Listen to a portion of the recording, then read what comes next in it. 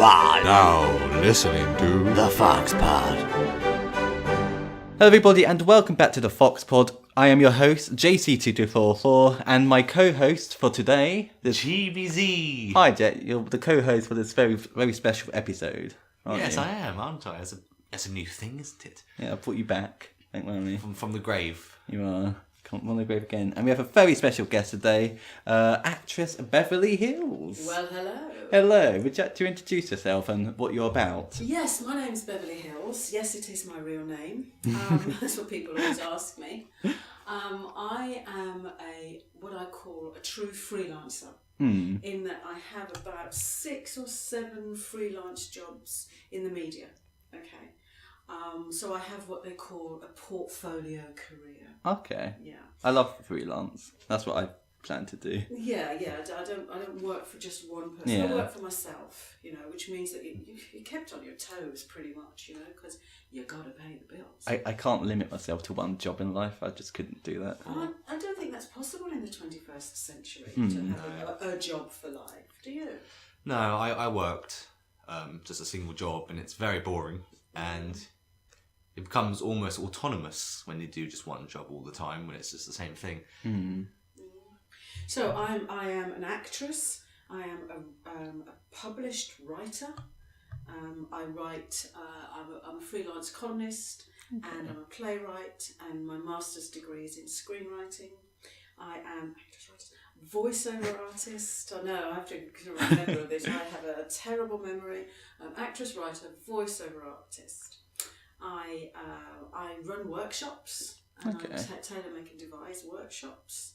I have been a university lecturer and a keynote speaker. I'm a media careers advisor for Equity and Bec2. Equity is front of camera, Bec2 is behind the camera. Oh, yeah. Yeah. So you guys will belong to Bec2. Okay. Okay. And I'm also a qualified psychotherapist. Oh, wow. Okay, so psychotherapy deals with the mind, physiotherapy deals with the body. When people say to me, can you give me a massage? I'm like, no, not unless it's a mind massage. Like a mind meld. So many roles. Do you ever have any free time with that? Do I have any free time? Well, because I've just set up my own private practices as a psychotherapist, I have very little free time. When you start a new career, because I like to start a different career every 2 or 3 years, when you do that, you have to put in the serious hours and travel the serious miles. Yeah. So at the moment, I am working 5.5, 6 days a week. Wow. However, that's finite. It's not going to last forever. Just until I get bored and then decide to qualify as something else. Oh yeah, I'm training to be a hypnotherapist this year. Oh, wow. I like a bit of hypnotism. It's really good. Are you familiar with Dan Brown at all? Yeah, it's not that kind of. Oh, is it different? It would be more like are you scared of spiders? Oh, Kind of okay. I was getting mixed up there. No, Feel it's them the running same, up it's the your same back. deal. Oh, okay. But I won't be kind of. Yeah. I won't be the amazing travelling Beverly Hills magic show. Actually. In a big wooden wagon. Copyright it before anyone takes it. Fireworks. With all that kind of special medicine that makes your hair grow. Yeah, no, it's not going to be like that. It's going to be a bit more professional. So no witch doctor stuff in your closet. No. Although I have got that in my heritage, I'm sure, as an African woman. So I've got a few bullet points of stuff we can possibly go over. Feel free, because what tends to happen in our podcast is we completely go off the bullet points off track, and we just ramble on about anything that we kind of come up with. So if there's anything that you want to come up with and speak about, that's completely fine. No, we can shoot from the lip. But the first thing we kind of want, I thought would be nice to focus on, is the TV industry and what it's like to kind of act on set and stuff like that. So from what I remember, you've been in. I don't remember the shows on the top of my head. Was Casualty or one of them? I've done Casualty, I've done Holby, I've done EastEnders, I've done Coronation Street, I've done oh my goodness, my CV. I did a show called Brookside for a while. Oh yeah. I did a show called Peak Practice, that was ages ago. I presented children's television, so I did story time. Oh, And wow. I did a show called Tickabilla. And then I wrote for Story Makers. I was one of the script writers on that. That's amazing. And I've done Birds of a Feather, and I've done one Only Fools and Horses, and I've done The Liver Birds, and I've done oh gosh, That's a lot. Just loads. And I've done a couple of movies, and I've done loads of radio, loads and loads of radio. What would you say is your favourite of those, if you had to pick one? If I had to pick one television show that I did, it has to be Only Fools and Horses. My nan used to love that show. Yes. And she used to. I'd come over and she would be watching it, and I'd watch it with her. It's hilarious. Oh, it's absolutely funny. The reason is that David Jason, who played Del Boy, Mm. and Nick Lyndhurst, who played the brother, Rodney, they were the nicest people on this planet to me. And I came in to play a little part in the Christmas special. Oh, When yeah. the baby Damien was born, I played the midwife. Tiny, tiny part, but they made me feel like I was just like the best actress ever. Oh. They were kind of like, come to my Winnebago, have lunch with me, and come and sit next to me on set, and and in the bar at night. Oh, I'm going to buy you a drink, and just made me feel really welcome. Whereas other shows, which shall remain nameless, were very cold. Oh, yeah. Didn't make one as a guest artist feel very welcome. So I will always say those two guys are just the best actors ever. My brother's a huge fan of those, and he's watched a lot of the show as well. And then I worked with Nick again on a show called New Tricks. Oh, yeah, I'm familiar with that. Yeah, and it was like coming home. He was like, Hills, and I'm like, you remember me? I forget you, and then again it was like just so friendly and so supportive and so nice. I love that. I love people when they're being inclusive, because I wasn't playing a massive part. They could quite easily have just gone, just say your lines and stand over there, love, because we're more important. But they didn't do that at all. I find that's always really important when it comes to TV making, filmmaking, because even small parts like that, if you integrate everyone into something, into what is essentially a community in a studio, then I feel like it does impact the final product as well. Because I feel like if everyone just hates each other, then it's not going to really work out well. Even if the two main stars work together, if they're not nice to their other people, then it's just not going to be good. I think as human beings, we work better when we're prized. Yeah. Absolutely. I saw this video recently, and it's really old. I think it was made in the 50s or 60s, about a group of school children. I don't know whether you've seen it. And the teacher divides them up into half, of the brown-eyed children and the blue-eyed children. And she said, right, you blue-eyed children, you get extra time at recess. You get extra food. You get extra milk. You're the best. You get extra tuition. You brown-eyed children, sit over there. You're no good. And over the day, the blue-eyed children became like little neo-Nazis. Oh, wow. We're the best, we're the... Yeah. And in the playground, the brown-eyed children weren't allowed to play or mix with the blue-eyed children, and so they sat and they were like cowed and very small and were crying and stuff. The next day, the teacher swapped it over. You brown-eyed kids, you're the best. You blue-eyed kids, you're nothing. You can find this on YouTube. I don't know what it's called. Anyway. It sounds so familiar. So they swapped it over, and the brown-eyed children were kind of like, yay, we're the best. And what they found, I'm sure they wouldn't be able to do this nowadays, this kind of experiment. Yeah. Be outraged. But what they found was the blue-eyed children, once again, were cowed and were very kind of like small, but the results of the work that they did over the 2 days showed that when the children were prized, their work was amazing. Their maths and their English and everything. But the children that were kind of like undermined and made to feel like a minority, made to feel small, their work really suffered. And so, there's lots of morals to be drawn from this exercise. But when you feel prized, you do your best work. Yeah. So just coming back to what you're saying, when you're on set and someone goes, well done, or that's really great, and it's very inclusive, you're going to shine. I think that's quite important in education as well. Like, for like, especially our university and stuff. Yeah. If we all help each other and kind of praise each other, I reckon better outcome of work will be produced, rather than what it's kind of like now. It's like people kind of have their own separate groups and they kind of stick to themselves and kind of feels like every man for himself in a way. And that's a shame, because maybe the tutors should be doing something about making it more inclusive, rather than, segregation rules. We've had enough of that, haven't we? One of our lecturers, called Brian, I think he tries to encourage lecture talks and like teamwork and like team interaction together to do that. And I feel like that kind of goes a bit unappreciated in university. Yeah.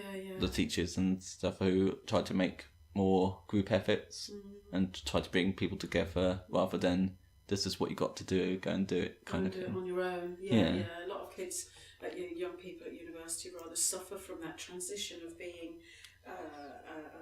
supported at school and then being left alone at university, and making that transition sometimes is very difficult. Yeah, it's kind of like growing up really. It's like school, you're kind of like helped and stuff, but as soon as you leave, you're kind of like on your own. You have to like kind of fight your own ground in terms of education and life around university or college. I worked at Kent Uni for a while, and in the counselling department, and a lot of mental health issues as well only get diagnosed during that first year at uni. Oh wow! Because people are without their support structure.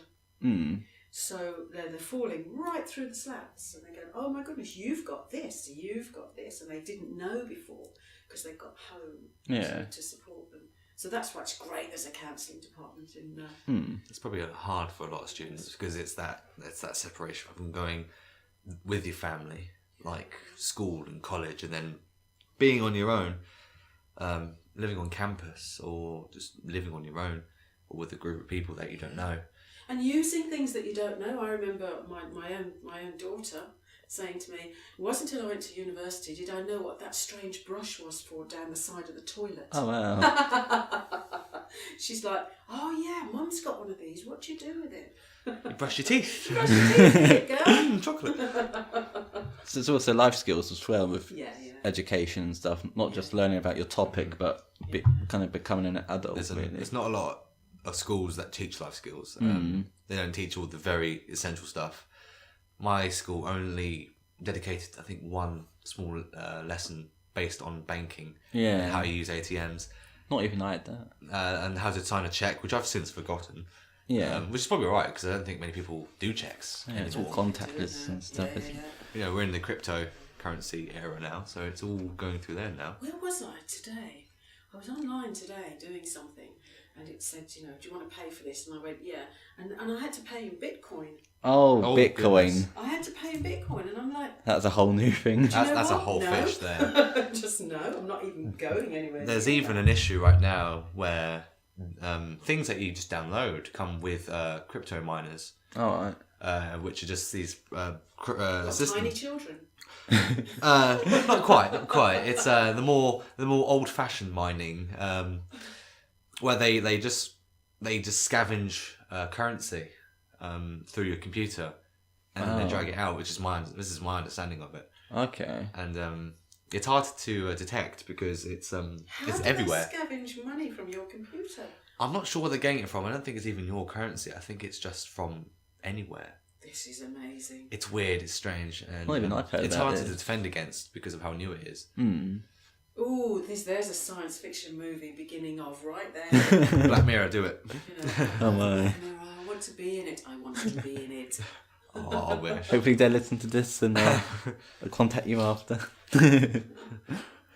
So, what would you say is, like, obviously lots of teamwork and stuff is needed on set in order to make the production better. Do you have any, like, personal experiences, like, that are the complete opposite of how it should have gone, kind of? Like, any bad experiences on set or anything negative? No, I don't have anything negative to say about the television industry or the film industry. No, because I want to work again. But there are a few kind of, when you start off as a runner. Oh yes, runner. In the industry, everybody who works backstage or behind the camera starts off as a runner, and what they're not taught, and I think they are now, because I work a lot for Ravensbourne. Oh, I yeah. think they are now, but on-set protocol is very important. Mm. You know, no talking during filming, no talking when the director's talking, no picking up a lamp and moving it unless you're, you know, unless you're in the lighting department. You don't want an angry director. No directing each other as actors, because the director's got his vision, you know. I was trying to think of something else, you know, no moving people's scripts. Oh, yeah, Put yeah. the script and leave it, don't try and tidy up. We had a live director come in when we were doing the TV part of the course back later last year. And he kind of told us a story about how someone from our university kind of got into the industry. And then... Is that the one on his phone? Yeah, he got one... he got like a job, I think. What was he doing? Do you remember? I think he was PA.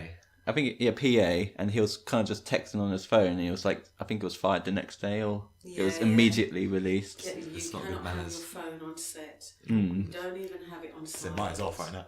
Yeah. Just don't take your phone on set, because it will go off during a take, and it will be the best take, and it'll be that's just the one. And then it will also interfere with all the electronics, because there's so many, especially when you're in a gallery. Everything can be interfered with. Just like on an aeroplane, I suppose. They say don't have your phone on airplane. That is strange. Like we're all the way back here. I mean, the control centre's over there. It's kind of like an essay, not an essay, what's it called? Exam room, where you kind of like put your phone in your bag, put your bags, and kind of get on and with it. now they have like shields that like block any like telephone communication in study rooms for some. Yeah, so they're adapting because people are like, that's right. Wow. And they're blocking them off, even like earpieces, because some students are really crafty and they'll have things like earpieces. Naughty. Wow. I suppose the other thing about being on the set, as far as being an actress is concerned, is we all have to know our lines. Oh, yes. Back to front. And know everybody else's lines too, so we know when our cues are Yes, coming. and if someone messes up, then you can maybe cut in. Maybe help them, or, you know, especially if you're... Because I did a short film recently where it was all done in one take. Oh, okay. Oh my goodness. Or Yeah. just Lots of takes, I assume. It was only a two-hander, Mm. and it was like 10-15 minutes long. It's quite long. Bloody hell. So, you know, the camera, you come in and the camera, then it's just all on one big long take. So if one of us got our lines wrong, we had to start again. Oh, yeah. If the sound wasn't good, we had to start again. And we all think, oh my goodness, that's quite a pressure. But in actual fact, isn't that what we do on stage? Mm. We do it It's on harder stage. on stage because it's the whole You've got thing. an audience as That's well. right, you've got And the whole no thing. do-overs. Mm. That's right, yeah. So I just treated it like I was on stage. Have you ever like kind of freelance if you forgot something? Can you like kind of thought of something similar, but it wasn't quite what was on paper? If that makes sense. Oh yeah, I shoot from the lip all the time when I'm running my workshops. Mm. It's like a performance because you've got your handouts, you've got your material. Oh, yeah. You don't know who the audience are. And when you're on stage, the show is different every night because it depends where the audience are going to laugh, where they're going to kind of like, you know, start coughing in the boring bits. Oh, yeah. It's all different. So you're kind of like playing it, you're playing the audience. Yeah. So that's the same as running a workshop. You don't know whether that person's going to be engaged or whether that person's going to be disruptive, or and it's exactly the same. You're playing, so you might actually have to give some members of the audience, as far as a workshop's concerned, some extension tasks. Oh, because yeah. they're too bright and they get it, and you need to keep them engaged. Yeah. So you have to keep on your toes, you know. So I treat it like a performance, really. Yeah. That's good. What was you going to say? I'll Something? say, so teaching can be quite a very hard job. Oh, yeah. It's quite unappreciated, I think. Yeah. I think, yeah, definitely, which is why because I was asked to be a teacher at the college, and I lasted a day and a half before I realised actually I know nothing about this subject. I've just been given all these manuals to create a course, which of course I can do, Yeah. but I didn't love the subject. Mm. So how can I teach you guys? It was a very random subject as well. Yeah. Communication. Not too sure if we Just- needed it in the first year of studying media. So we Not thought too it was sure. just a one-off when we did it. Yeah. We hadn't. I don't think we ever had. Oh, who came in after me? We only had it a few more times, didn't we? And Yeah. then, I don't even know. It might have been. Oh, I think I know Nikita who. or something. No, it was the one that left at the end of the year. That was a really nice one. I think she took over that communication. Chrissy? Yeah. Yeah, Chrissy. Someone called Chrissy, I believe, That's it. took over. She was nice, and I think she delivered it quite we lost well. a lot of teachers that year. Did you? Yes. Oh, yes. We lost Chrissy. We lost Karen, although she moved away. Yeah. She was always late to class. She was late to class, and She was our radio teacher. she was always like we always had That's to wait a for shame for her. you guys then. That means you didn't have any continuity really that first year. The only real ones we had were Chrissy and Patrick was a massive help. Yeah, he was kind of was it? Do you call him TA in college? Basically just a TA. Yeah. But he was really good and he was always there. Yeah. Even through our later years, we always have a bit of a laugh at them. That's cool. That's cool. What are you guys going to do anyway? You're going to go make films? You're going to make music? I want to be. I want to be. Very best. Oh, sorry. I kind of want to. How do I say it? I kind of want to do multiple things and work on my own production as many roles. If that makes sense. So Because you want to be the male version of me? yeah, I want to. Cool. I want to write my own productions, direct them, maybe oversee editing and help out with that. And I also really want to get more into acting, but that's a kind of big struggle for me right now. And I'm not. And that was a good word two words that you used right now. Yeah. You don't know what's going to happen down the line, but at the moment it's a bit of a struggle. Hmm. You know, that's okay. Me and Jack kind of have this like comedy series that we're doing. Yeah, people are always kind of interested when we're together. Yeah, so we're kind of like a comedy duo in a way. I think we got called the two Ronies at one Did point. we? Yeah. So I was trying to think who called us that. I can't remember. It was recent. But we're really trying to dedicate to this comedy kind of series we came up with. It's quite a long story of how it kind of constructed itself, if you're interested in hearing about it at all. Yeah, sure. It was it all just started just from a little idea. What if we made David Attenborough really dirty?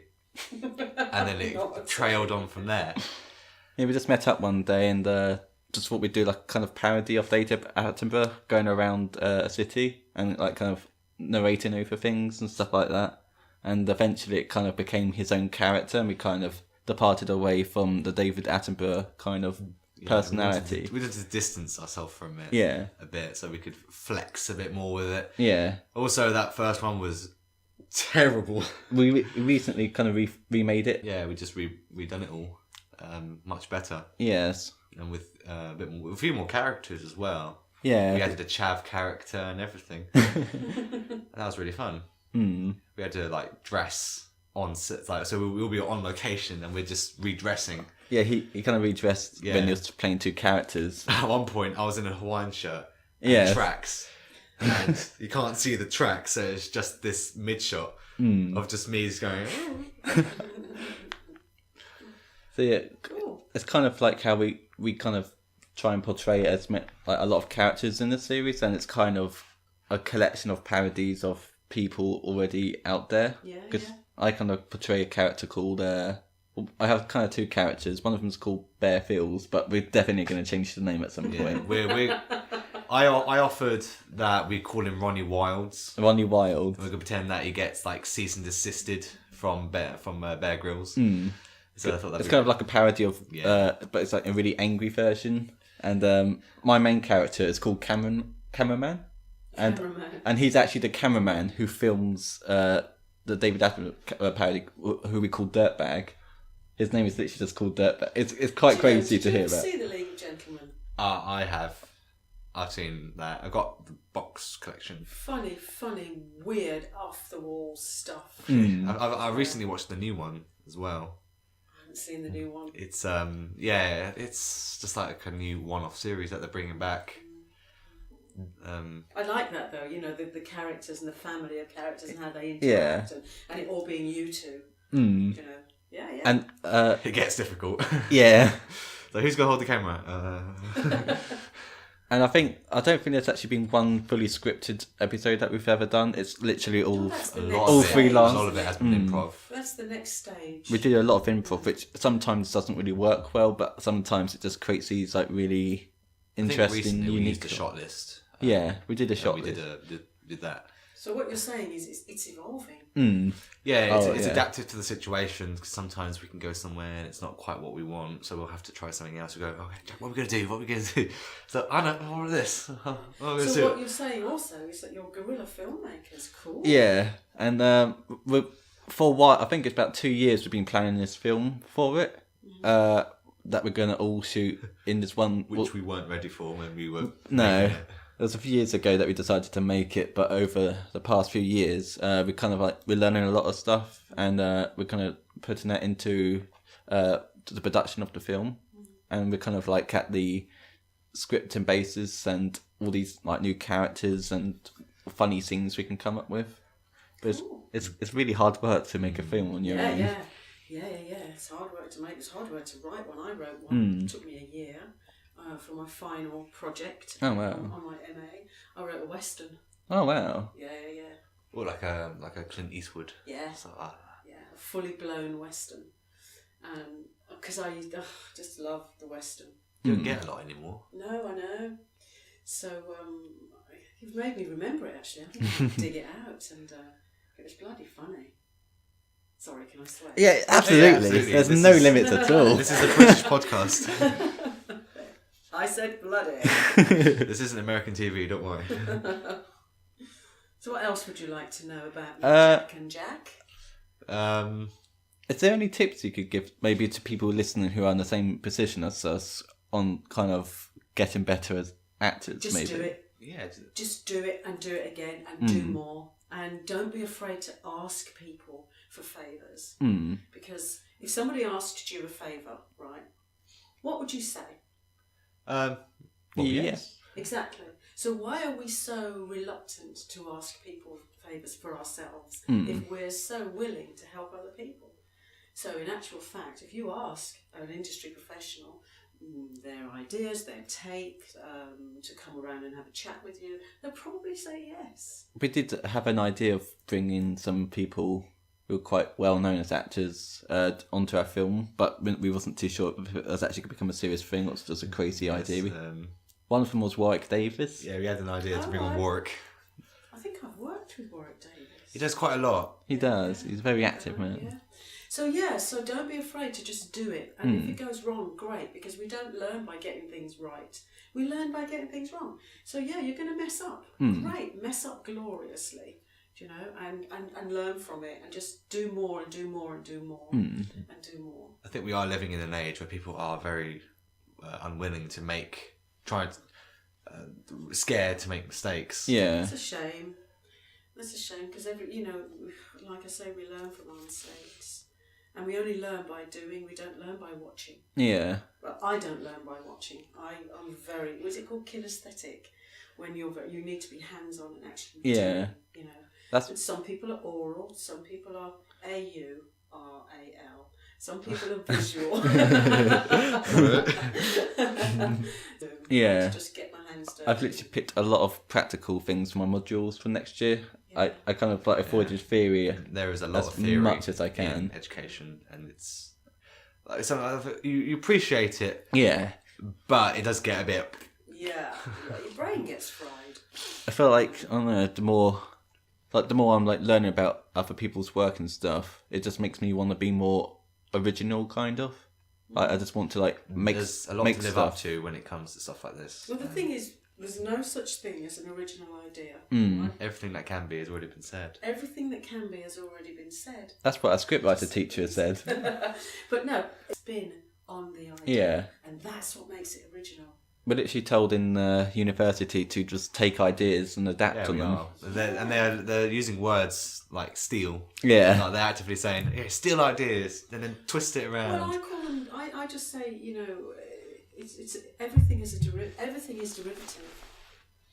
You know, everything comes from something else. You know, Aristotle was the guy who identified that Western poetry has a 3-act structure. Yes, we've learned about this as well. Act 1, Act 2, Act 3. Act 1, you introduce the hero and the nemesis. Oh, yeah. Act 2, development and complications. Act 3, conclusions. Yeah. Okay. That's exactly what we've been taught right now. One of our lecturers has literally told us that there are those 3 stages. There's the equilibrium, and then there's the breakdown of the equilibrium, and then the rest of the film is trying to get that equilibrium, and then the end is the equilibrium. That's right, and it's all set. You've got the ordinary world, and then the ordinary world moves into the extraordinary, and then the extraordinary becomes ordinary. So it's exactly the same. Yeah, There's many ways of doing it. Yeah, that's what's so exciting. And like I said, it's your take, your spins on all of that makes. Otherwise, why are we going to go and sit and watch a rom-com or a thriller or an action movie? We know what's going to happen. We know exactly, the breakdown of the structure.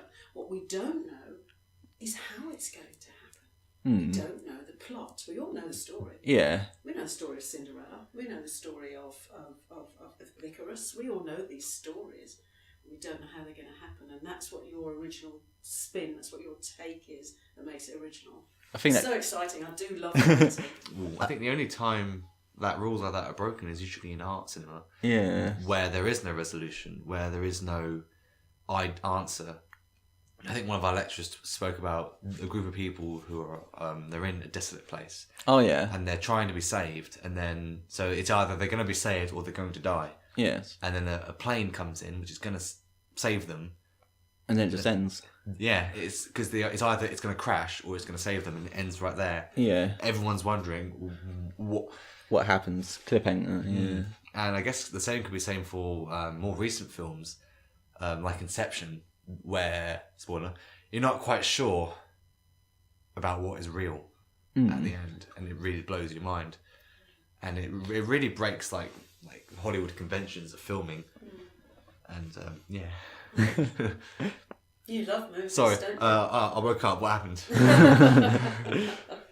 We are Film Students. So anyway, darlings, this is about me. This is my show. My name is Beverley Hills. Welcome to my voice. Posty. Oh yes, I forgot about that. I did Bear Behaving Badly. We love that. We were I love literally that. watching that yesterday. Just I binged it when I was younger.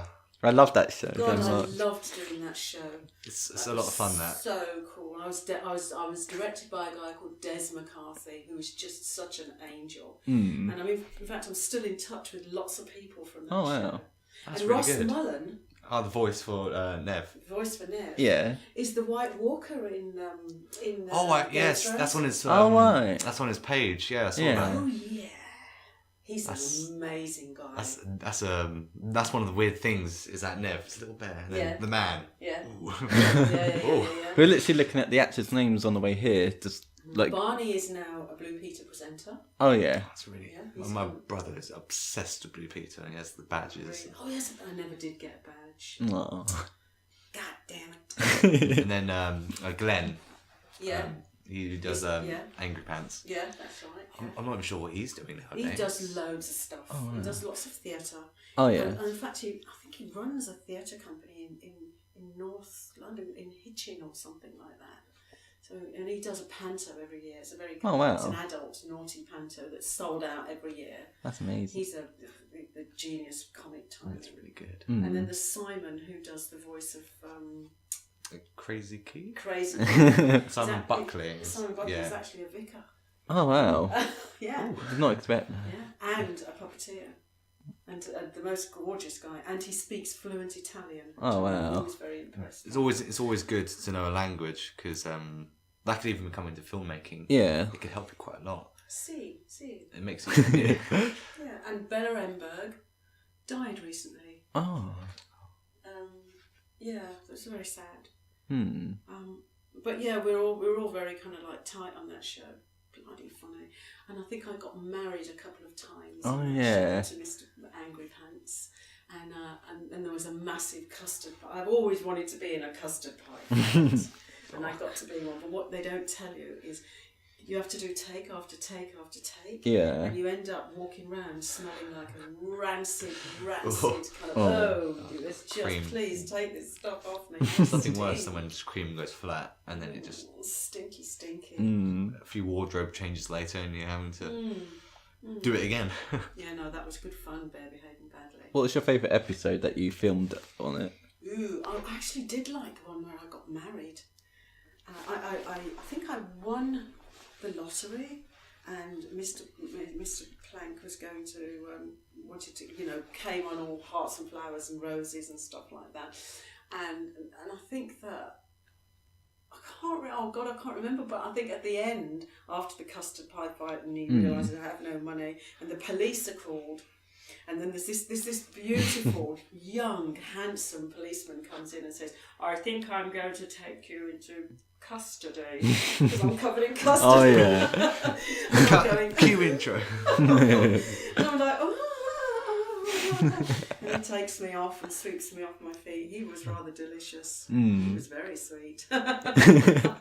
We recently watched the one where you're a robo postie. Oh yes. Was that fun to do? You got like paint on your lips. You got a silver. Yeah. I was silver, wasn't I? Always wanted to do science fiction.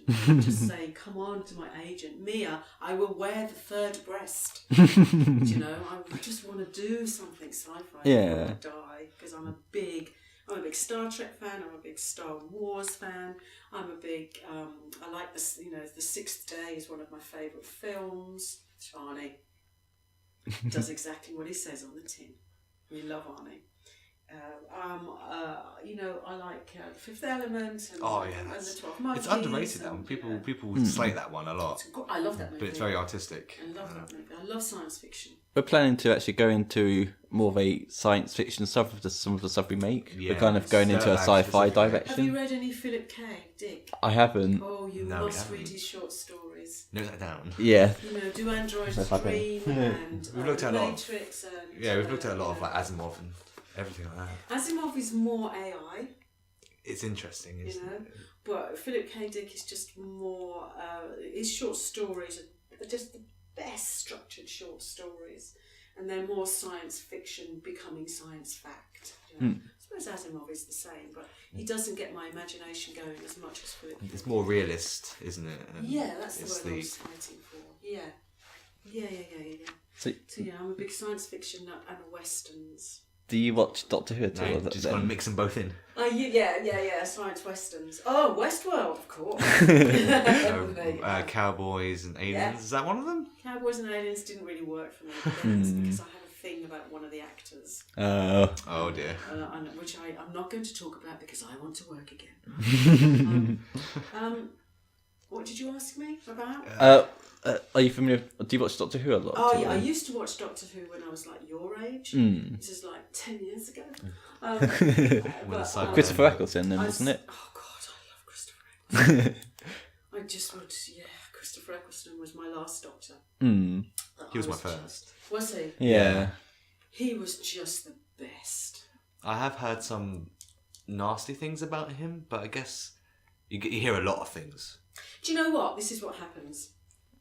Okay, you're an actor, and everybody sees you and everybody knows you and everything. You're not, and one day you just think, I've got a headache and I feel crap.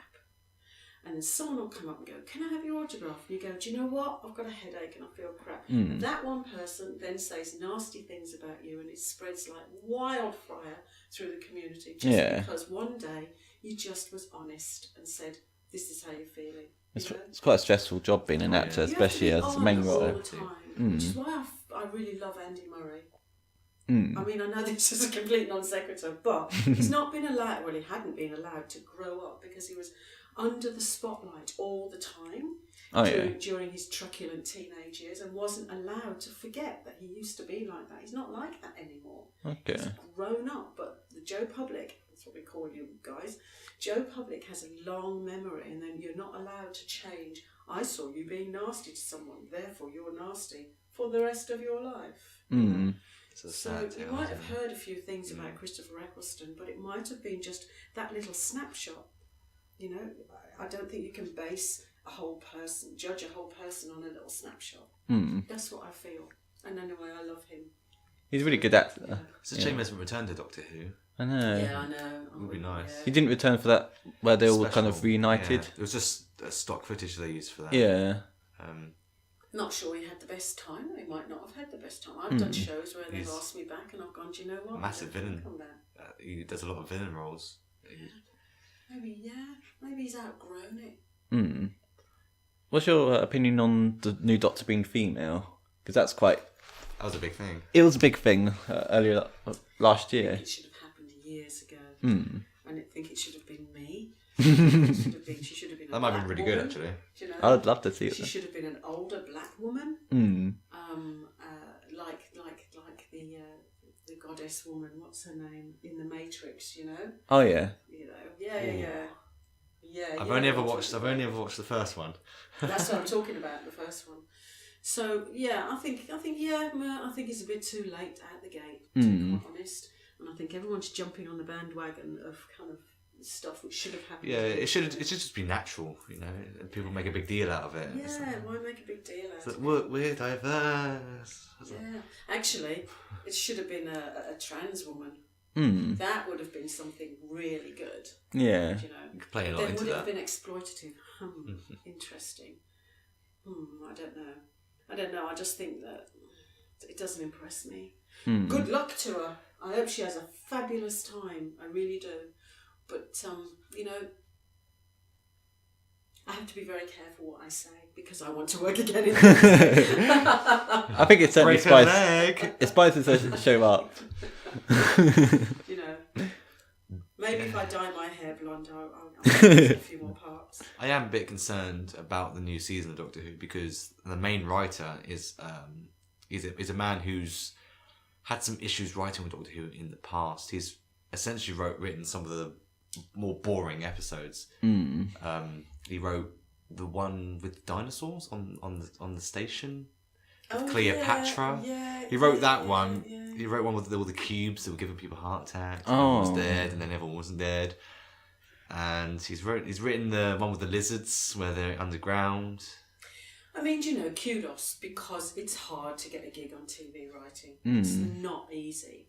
So, you know, at least somebody's taken a chance with him and Yeah, you know. maybe he's improved. That's what I'm hoping. Yeah. Because it seems random because he's doing like most of the episodes.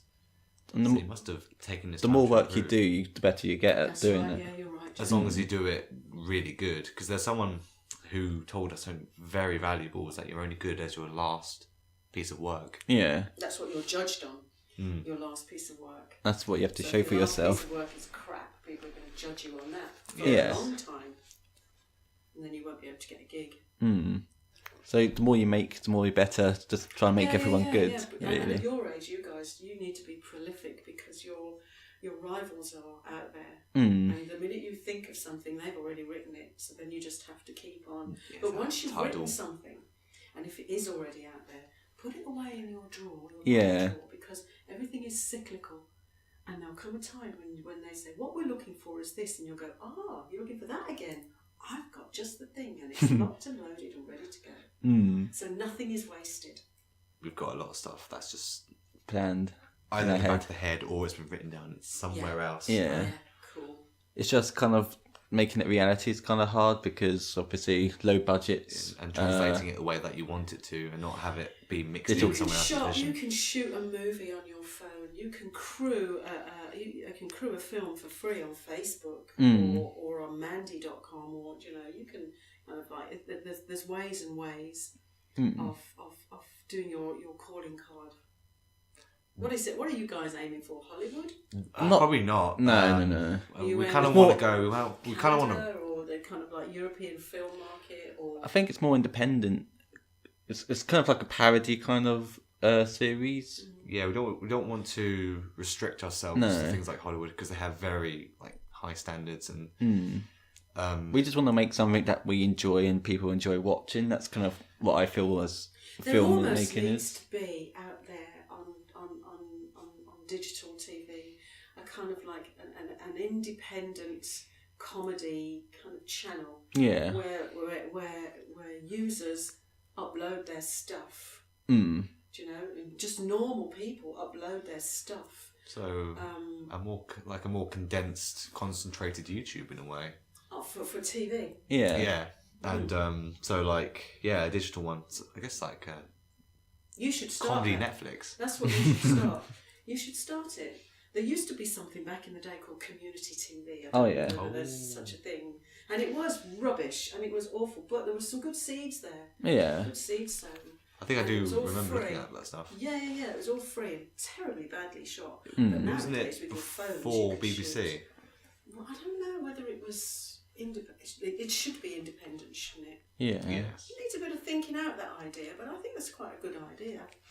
A lot of people watch TV, and a lot of people, not everyone will find you online and stuff where most people kind of go to. But on TV, if someone goes to that channel, you're more likely to be I mean, I've seen. got on there, I've got all the stuff that you're supposed to have. You know, I've got the box there, I've got Amazon, I've got Netflix, Yeah. and what do I end up watching? YouTube? Probably something I was like, oh, that's on. Yeah. I don't watch television. And I've got it all, but what I end up watching is Star Trek or Star Wars. It soothes me. My kids are going to laugh at me. Oh, Mum, you didn't tell everybody. I'm out and proud. But, you know, that's what I end up watching, just my stuff. I don't even watch the news anymore because it gives me anxiety. Yeah, it's quite depressing industry. Yeah, it's also very biased, so And you've also, got to be... I can't get involved in things that I can't change or have any influence over. So why am I worried about it? And why do I stress myself? You can always voice your frustrations and things like that, but honestly, it doesn't really change much. No. It's it's the big boys that really pull the strings on that sort of thing.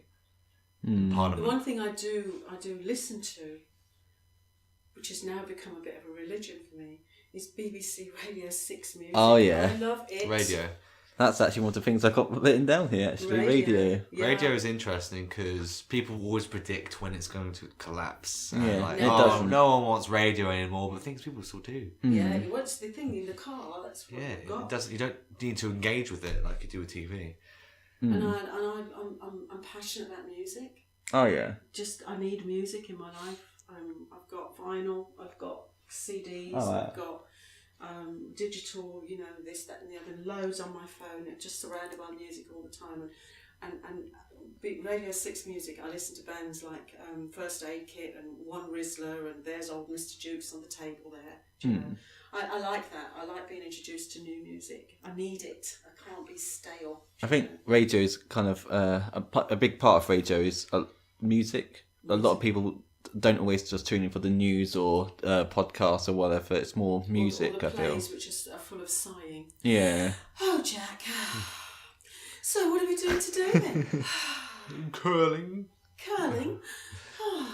So please, stop sighing. Stop sighing. I think it's also with the interesting people that you can hear over radio. There's always personalities that you meet. Yeah. Like Chris Moyle. He's not even on it anymore. No, He- but I he heard was. John Hurt being interviewed a few years ago on the radio. John Oh, Hurt's yeah. a brilliant What voice. a legend. And they said to him, John, what are you most I'm paraphrasing now. What are you most afraid of? And he said, well, every time I go into the rehearsal room, I'm afraid I'm going to get found out and they'll realise I'm a shit actor. Oh. And I loved him for that because that's what we all have. We all have those nerves Yeah. when we go into the rehearsal room. You know? And he's not a shit actor. He's an not at amazing all. actor. But he still had that insecurity that we all hold. And also wasn't afraid to show that vulnerable side. Can you do me a favour? Yes. Can you walk up to behind that lamp there? Yeah? Yep. Okay. And can you see the photograph there? Ooh. Can you bring it? Oh, wow. Bring it. Yeah. It's a picture of Sir John Hurt. There's John. Look at that. Isn't that an amazing He's a very photograph? rugged man. It's really good. This picture, I found it. There was a time when I was kind of like really into bearded men. Like, Oh, yeah. You know, core. You know, I wanted to get me one. Mm. I want a bearded man. And I saw this exhibition by a photographer called Brock Elbank. And he and a guy called Jimmy Niggles had taken a load of photographs of bearded men because Jimmy's friend had died of melanoma, which is a cancer. Okay. But the skin cancer was hidden underneath his friend's beard. And Oh. So he got this exhibition together of bearded men with Brock Elbank to raise awareness of melanoma in men. So I went along to this exhibition. Anyway, Somerset House it was on. And you can find it on Google.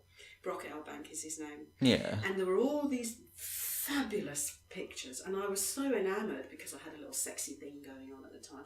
And I bought loads of posters, and I bought little postcards. Oh, yeah. And then I brought them home. I thought, this deserves to be framed. And so when you walk around my house, you'll see all these pictures. You know, there's Chris Millington, there's John Hurt, there's the beautiful Ricky Samball, who comes from Wolverhampton, shirtless.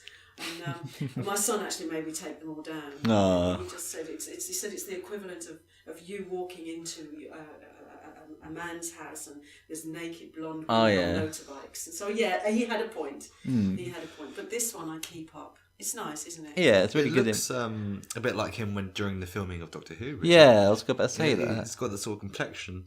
He had a bit in that. Yeah. So you can take a photograph of that if you like, and let Okay. So we'll probably put that on screen during the podcast. Yeah. So people have a look. You can. It's lovely, isn't it?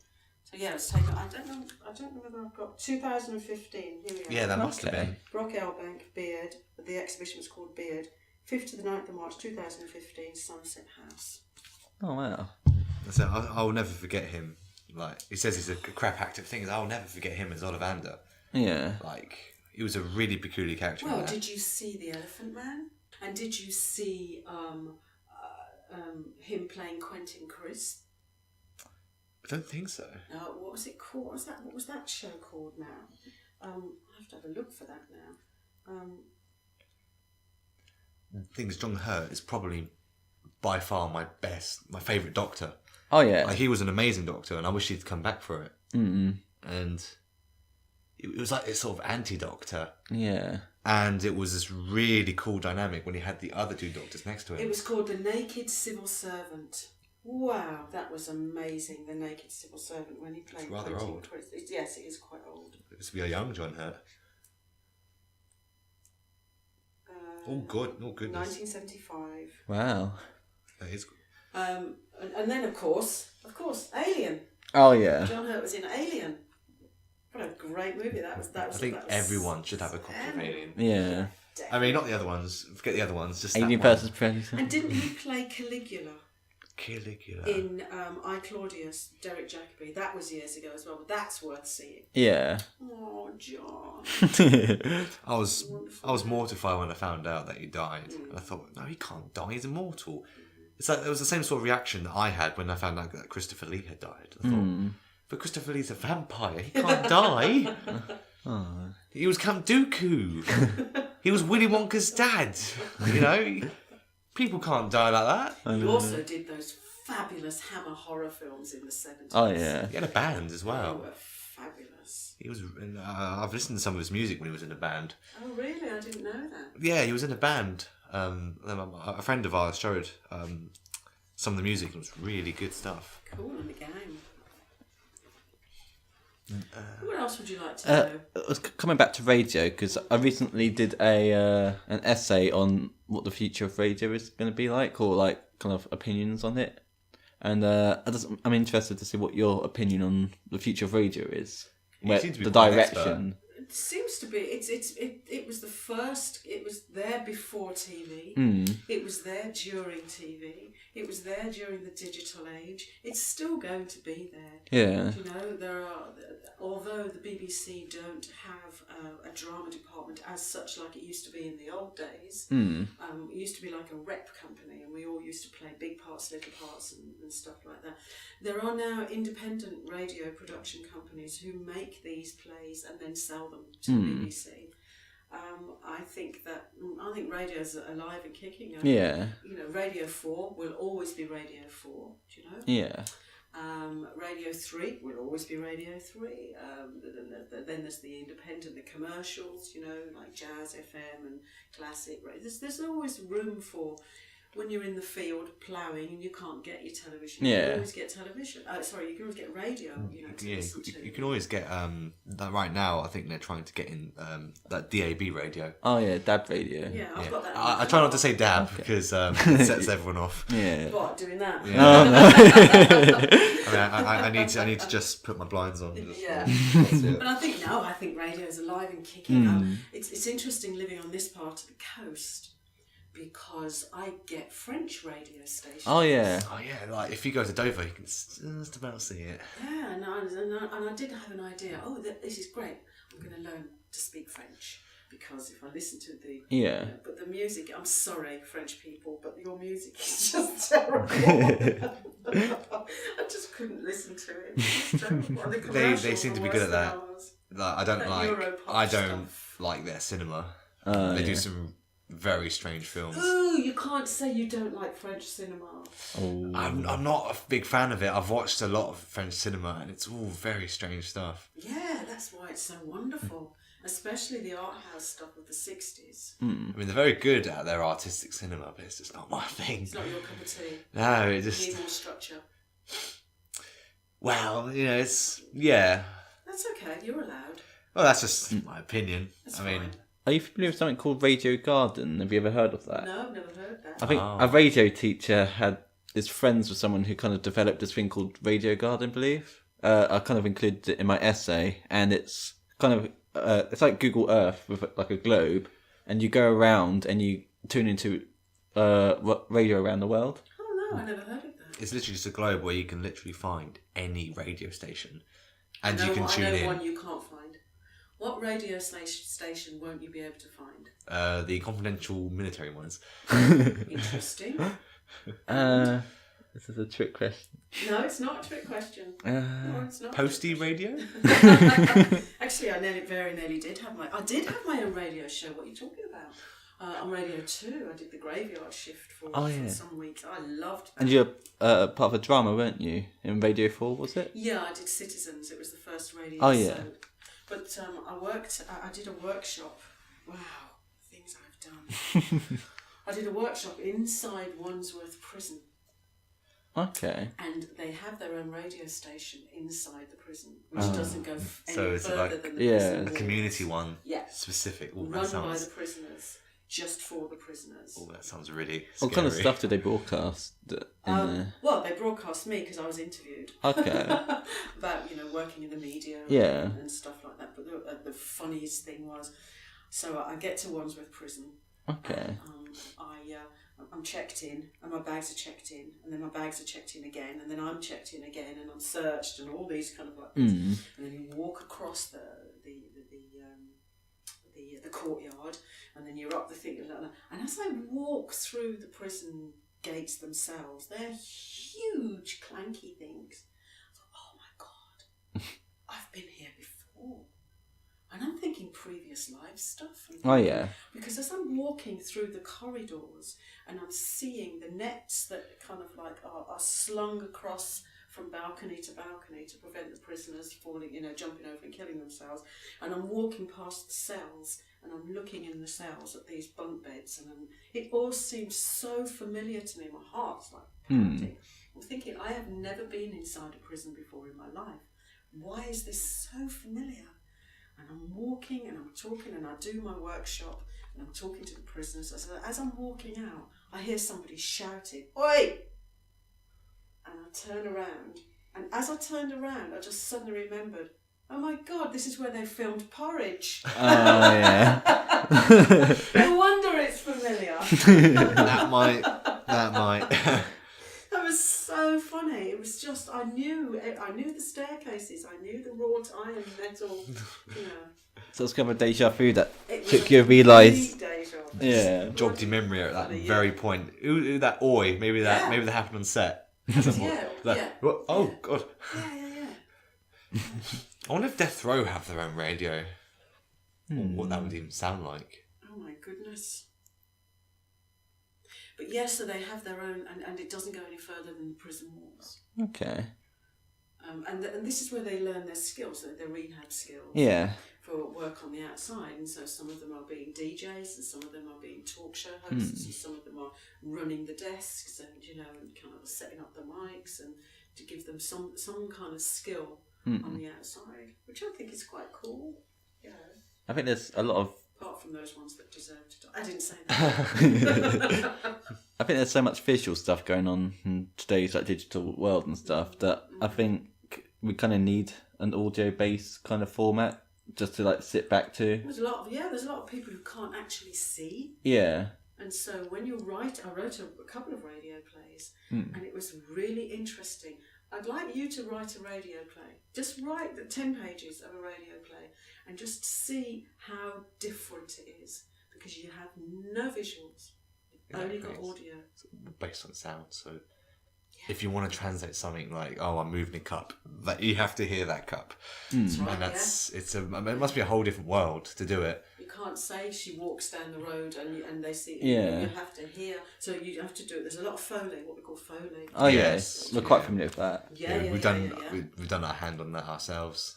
Yeah, it's very different writing a radio play, because it's all, everything is what you hear, not what you see. Yeah. So you're seeing with your ears, as it were.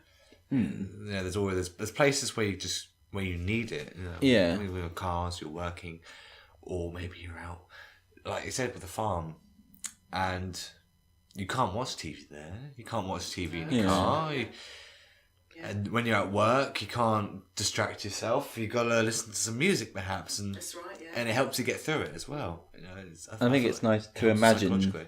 more than like with visual. It's like it's in front of you. This is what it looks like. But with radio and kind of reading books as well, it's like the way it visualizes itself in your head. In your head, that's right. So you have full control of what you're seeing rather than visual. This is kind of what you see. Kind of create your own sort of vision on it all. Yeah. So So yeah, I think the future is very bright for radio. yeah, I need sunglasses for it. Yeah. I do a lot of commercials for commercial radio. Oh yeah. You know. Radio commercials are really very. They're really fun to make. They're either really annoying or really good. They're really annoying or they're really good, and they used to be really lucrative, not so much anymore. But it was a great way of testing out, because you would not recognise my voice if you heard me on the radio doing my commercials. That's the hard thing. You don't do got a all my face. accents. Yeah. Because I was born in Liverpool, my mother's from Manchester, my dad's from Nigeria, and I was brought up in Birmingham. Here all week. So I do all of those accents for my commercials, so you wouldn't know it's me. And of course, I have my BBC voice. Oh no. I think everyone needs that. You need at least one RP. really British voice just in It's case. called your RP, received pronunciation, Mm. and that's when we talk like this. You're watching Radio 1. Oh, have I? I'm sitting here with Jack and Jack. And what would you say is your favourite kind of advert that you've done in radio out of the ones you've done? Like your favourite work as such? Oh, my favourite work in radio. Yeah. I did enjoy doing the radio soap that I did. Oh, yeah. Called Citizens. I mean, this is way before you were even born, but it was fun because it was a weekly soap. Or was it daily?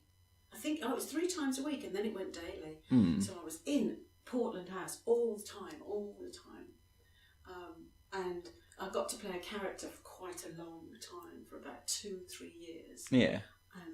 And I played this girl, and I can't remember what her name was. She talked. Oh, I think her name was Julia, and she talked like that because she was from Nottingham. Oh yeah. I was thinking of that kind I of know thing. a few people from Nottingham, and it's quite accurate. But yeah, so I was able to do my home Liverpudlian accent, and I was pregnant at the time. Oh wow. Not all the 3 years, but during the 3 years. That was a long pregnancy. Yeah, it was an elephant pregnancy. And every time I talked in Julia's voice, the baby would just like kick quite violently. Do you know, it's like, I didn't like the voice at all because it was so high in my register. Must have set down a lot of vibrations. Yeah. But that was interesting because I had my first kind of like kissing scene on the radio. Okay. And that's very interesting because you're holding the script. You must get really close to the mic.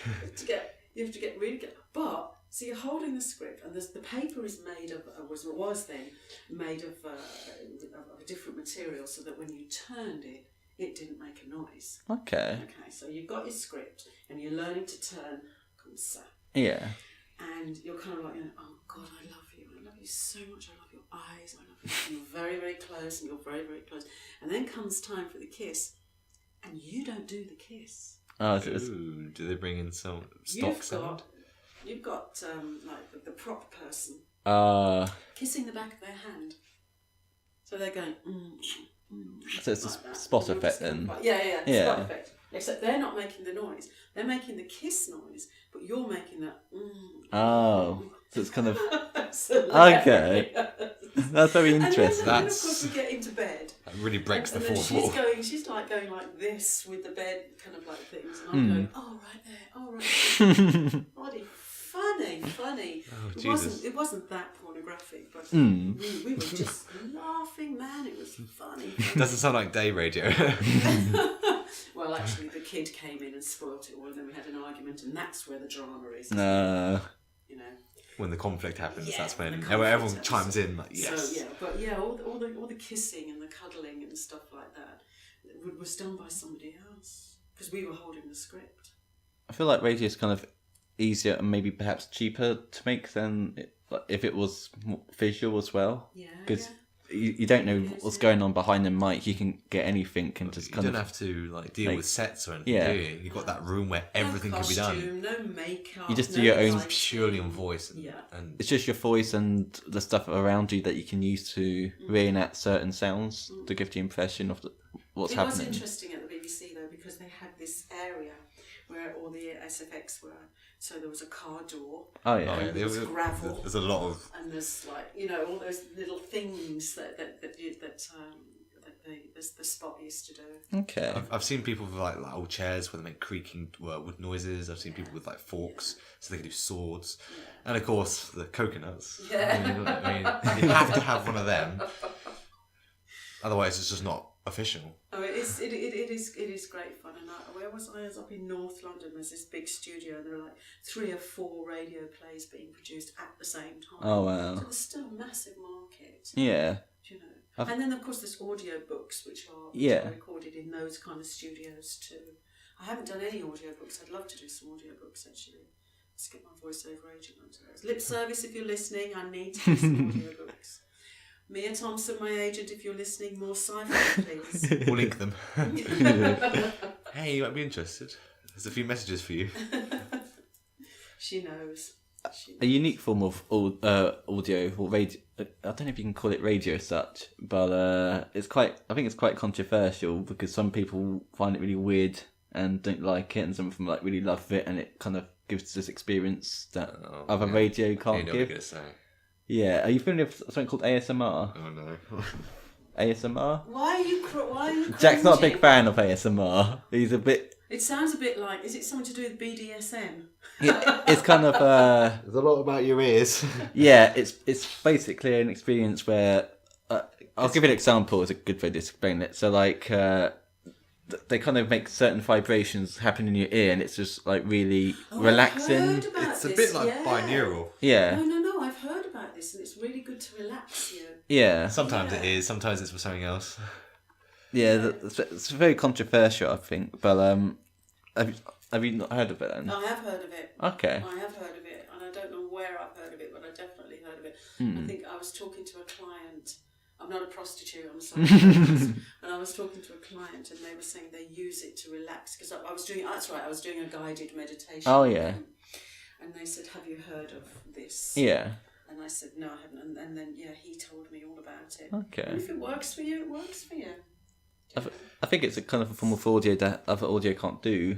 Like, you just listen to it and it kind of helps you explain things, but to actually, like, kind of affect your mood and relax you and actually affect you as a person, I think that's quite good for audio to do that. Yeah. I guess for some people it really helps. Yeah. When I can't sleep, or if my guided meditation doesn't work, I've just got this CD I play of the tropical rainforest, which is actually somebody in Harleston in his bathroom. I don't care; it works for me. I'm sure it's someone in Harleston with a shower on in the bathroom, and some special effects. But I find it very soothing, and I love living by the sea because I find that the sea, the sounds of the sea really relaxes me. I really like the seaside. Yeah. I just thought, speaking about radio, is that one of my favourite things about radio, and this goes into sci-fi a bit. And that's because, unlike TV, radio broadcasts they're not limited to Earth.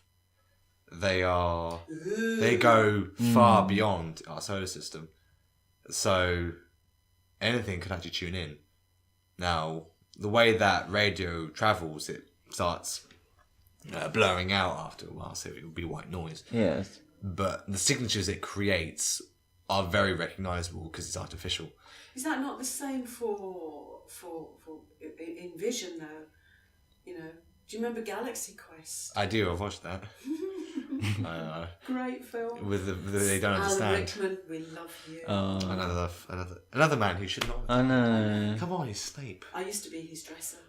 Really? Yeah, when I worked as a dresser at the Royal Shakespeare Company in Oh, Stratford wow. upon Avon. And I used to be Michael Gambon's dresser, Patrick Stewart's dresser, Oh, wow. Rickman's dresser. I dresser to the stars. Yeah. Back in the day, Alan Rickman was one of the nicest, beautifulest men. And I know beautifulist isn't a word, but I'm using it. He That was hooked nose. gracious. He was an amazing actor. He was kind. He was wickedly funny and incredibly faithful to his wife. I liked him a lot. Yeah. And he was great in Galaxy Quest. He was very funny. He was probably the best character in all that. Yeah. He was very true. He's all very true to himself. But I remember seeing him in Robin Hood years ago as well. I've seen that as well. In the That show yeah. in Nottingham. was quite brutal the way that ended Yeah. for him. Yeah. Like, Jesus. Cancel Christmas. And that was also very brutal. He always dies brutally, doesn't he? And in Die Hard, he died brutally as well. Falling off a Hans building. Gruber. It was very good in that. I think the only reason why that film is so brilliant is because he does a brilliant job. Yeah. Like, Really, I'm going to watch that tonight, actually. people cast him and he doesn't normally like just go with what they want. He does his own thing. Yeah. He's true to himself. And he was the only guy I knew. No, actually, there was one other actor. But when you saw Alan Rickman on stage, he lit the stage up. He had this magnetism. He was just magnificent when he walked onto stage. Everybody else was in shadow. He was just wonderful. I can see that happening. So rare. Such a rare talent. I wish I could have met him. I actually Yeah. wanted to meet him. I think I remember saying to like people, like, I really want to meet him. Dies. I want to meet David Bowie. Dies. Don't talk about meeting me. Oh, I no. want to talk about. I want to meet Carrie I want to Fisher. live, I want Dies. to live. I'm like, oh my god. I really want to meet Christopher. I want to work with Christopher Lee. Dies. I'm like, oh. So maybe somebody younger, you know. They're all boring. These people are We all legendary. know you're a big Bieber fan. You're a believer. I am not. Oh no. I campaign against that boy. Bless him and all who sail in him. Kind of going back to audio, not just radio. Is there any music you listen to that kind of helps or inspires you to like do your writing or? Oh, I love when I'm writing. I really like listening to Thelonious Monk. Actually, I like listening to very heavy, very complicated jazz. I listen to soundtracks and scores, and that always just gets me like all these crazy ideas for what we make at like quite late at night and kind of stuff. I find people like I still listen to Coltrane a lot. Oh yeah. I don't listen to Miles Davis as much as I used to. I'm looking at my vinyl up there actually. Oh yeah. But I do, you know, if I want to kind of like be inspired, then I'll definitely listen to some Monk. Definitely.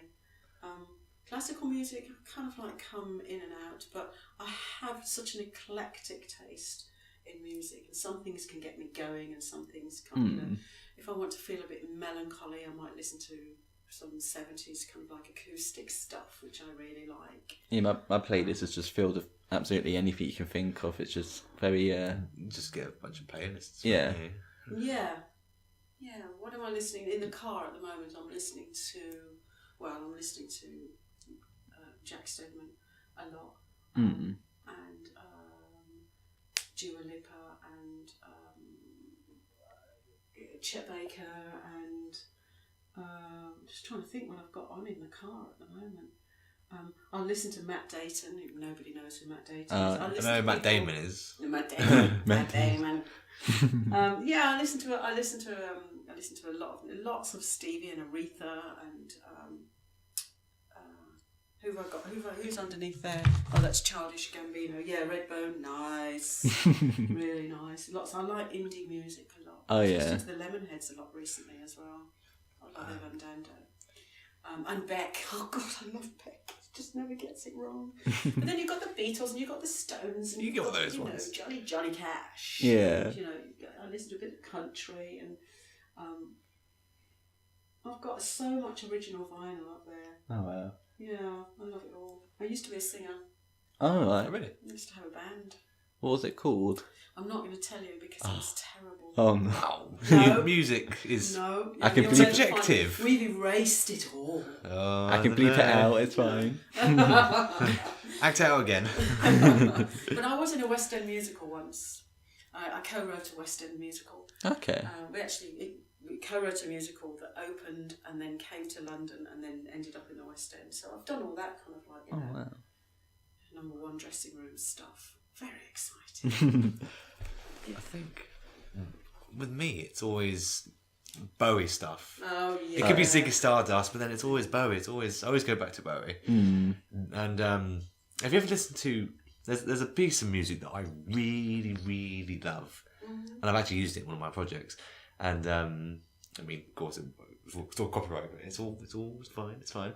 But have you ever? Oh, you must have. You must have ever listened to the radio series Hitchhiker's Guide to the Oh yes. Oh, yeah. Yeah. There's an extended version of the main theme that was eventually used for the movie with Martin Freeman, and that piece of music is really good. It's all on banjo. It's very, very good, and the music video with it is just going through space. It's really good. Okay. And I like listening to early Genesis. I like listening to actually early Elton John is really good. I love listening to Bowie. I love listening to the Beatles, and I love listening to Mark Bolan, early Mark Bolan. Just love all that stuff. Love listening to Nick Drake. I love listening to Jeff Buckley. I love listening to. I said I really adore Beck.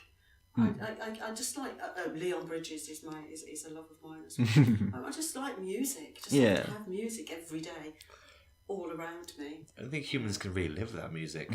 Without music, it's very And then you get difficult. up and sort of like dance to Earth, Wind and Fire, and you go, "Yes, I can take on the world." Yeah, it's inspiring, isn't it? Yeah, it really. I think it is really just part of. I think humans have always had music. Ritual. Like, even if it was a stick on a rock, it was still there. The rhythm. It's images. And everything. Do you watch Eurovision at all then? I'm not a Eurovision fan. There's nothing about Eurovision that I've ever liked. I watched one last year for the first time. It's quite I interesting. think back in the day when I was little, my mum used to watch it. I just never got it, and I just never understood why this terrible music was allowed to exist. Why There's people never, vote for it. It's just there's never shit. good stuff on it. I think we've had Shit-o-vision. we had a guy. We had a guy called Itznagger a few years ago, and he was so boring. Just this old bloke singing. This is What boring. I did enjoy at one point was just how bizarre some of the Scandinavian countries are. Oh, they always go. yeah. They're always And strange. I recently dated a Swedish model, Oh. and he introduced me to some really bloody strange music, which was actually quite delicious in its strangeness. I couldn't listen to it more than once. They always But- they oh, do it was very odd. bizarre things. Oh wow. It was odd. It was wonderful. I was in Iceland recently. Oh, I was a year ago. Were you? I Where was did in you go? Reykjavik. Yeah, I was there too. Yeah, Oh, then we wow. went around. It's Yeah. bloody freezing I want to go to Iceland. and never daytime. Oh yeah. Daytime for an hour. Oh, it's dark again. It was amazing though. What an It's amazing a really good place. island. What an amazing country. And the music is just, and the people, I want to live there. I loved it so much. And usually I go to a hot country if I'm going to go on holiday.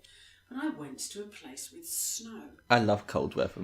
It was just beautiful. Did you go to the Blue Lagoon? Yeah, we did. Did you do Yes, that? that was really. It was Incredible, wasn't it? I had a not the massage. sort of thing I would have tasted because I did get some in my mouth and it was very salty. But it is very interesting. Yeah. and it's weird. And everyone's like naked in there. I know. Like not when they get in, but like everyone's getting dressed and everyone's naked. I'm like, I don't know what to look. And then you can have an in-water massage, and then you can have a drink. And then Yeah, that's weird. thing. I've got a drink. Why have I got a blueberry smoothie? Yes, very fabulous. And then there was the kind of like the waterfalls and the geysers or geysers. They're massive. Yeah. What a wonderful place. But the music, I went to see some really spectacular jazz there. Really, really just brilliant. So complicated. I loved it. I loved that place. We actually went on a tour. We learned a lot about like the Ude lads and all their Christmas traditions and about how gruesome it all is. Actually, it's all very. There's no filter for it. And like, oh, Santa Claus comes down the chimney. Oh yeah, the mother, she eats children. I was like, oh, okay. And in the caves, nothing lives there. No insects. Nothing lives there. Most of the island is uninhabitable to begin with, and you're not allowed to stand on any of the ash places because you could damage the environment. It was very interesting because I went with a guy. I was dating an Australian guy, very briefly, and I took him to Iceland because he'd never seen snow before. Oh wow! Oh yeah. Can you imagine that? When the first time he saw snow, it was just I was so happy to be part of that experience. Must be like a child. Like, yeah, as soon as it you're was like, very "Ooh, childlike. it burnt me, but it's cold. And then we jumped into the car and drove and drove and drove into the dead of night. And then all of a sudden, there were the Northern Lights. Oh wow! We just about managed to see them when we went. Yes. I'd love to see them. They are very good. I mean, they're very beautiful, and then you realise that it's solar wind hitting the atmosphere, and that if the atmosphere wasn't there, that would kill us. So it was like a good perspective. Oh, it's beautiful, but it could kill us. We're protected. It's like you can watch but not touch. Yeah. It was very beautiful. Are you one of those guys that looks at the eclipse and thinks, I'm going to take my glasses off now? I would not do that. I would not do that. Because that would kill you too. They do Trump. Oh great, I can't see. I've ruined my life. We had an interesting journey in Iceland because actually our coach had to stop because it was snowing too much and it was so windy and it was Isn't icy. that scary? I was driving through that. wow. I was driving on the wrong side of the road with windscreen wipers going on and the snow driving and the tyres were just going, I'm just going to slip over here now. Oh no. It was, my heart was like that, but it was thrilling. Yeah. Absolutely thrilling. We should have stopped, really. We should have stopped. It's very alien. Yeah. It's very it was. alien. It was an experience, wasn't it? Yes, like you wake up and it's like, oh bloody hell, it's dark, it's cold, there's snow everywhere. There's a man walking in his shorts on a jog. Oh yeah, you told me about that. And it's like, are you mad? It's probably just No, used to I'm it. Icelandic. Are you coming to Hotel Reykjavik?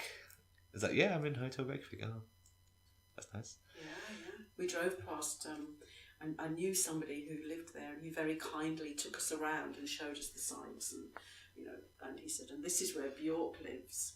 And I'm like, wow, she lives on a main road. How weird. You would think that, people are standing over here, they kind of remove themselves from the community. Yeah. They live in their own gated place. But no, she lives in a semi-detached house overlooking a dual carriageway.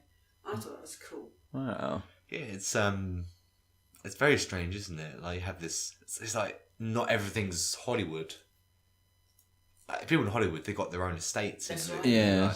and they're really flashing their money. Have you seen that picture of Will Smith's house on Instagram? I don't think I have. It's an aerial view. You can get lost in his grounds. Wow. There's so much of it, He's a funny old man. It's only so much He's space just you joined need. Instagram. He's bloody great, actually. I'm really pleased he's joined Instagram. Because you kind of got to know who he is a little bit better rather than the movie star. Yeah. He's talking to his wife. He's got his kids around. He might be manufactured. I don't know, but I really enjoy his videos that he puts up. He's bloody funny. He's got funny bones. I think You just can't help it. social media really brings out the personality out of people who just put on characters as a living, kind of. I think back in the day, there was the stars and then there was us minions, us Yeah. normal people. But nowadays it's more interactive, it's more integrated. You can talk. I was talking to Leon Bridges the other day. Oh, wow. He's a singer, and I liked one of his pictures, and he just slid into my DMs on Instagram. And we started chatting, and I'm thinking, are you the manager? Are you the tour? You know, location? I said, no, it's me. Sent me a selfie and everything, and it was actually him. Wow.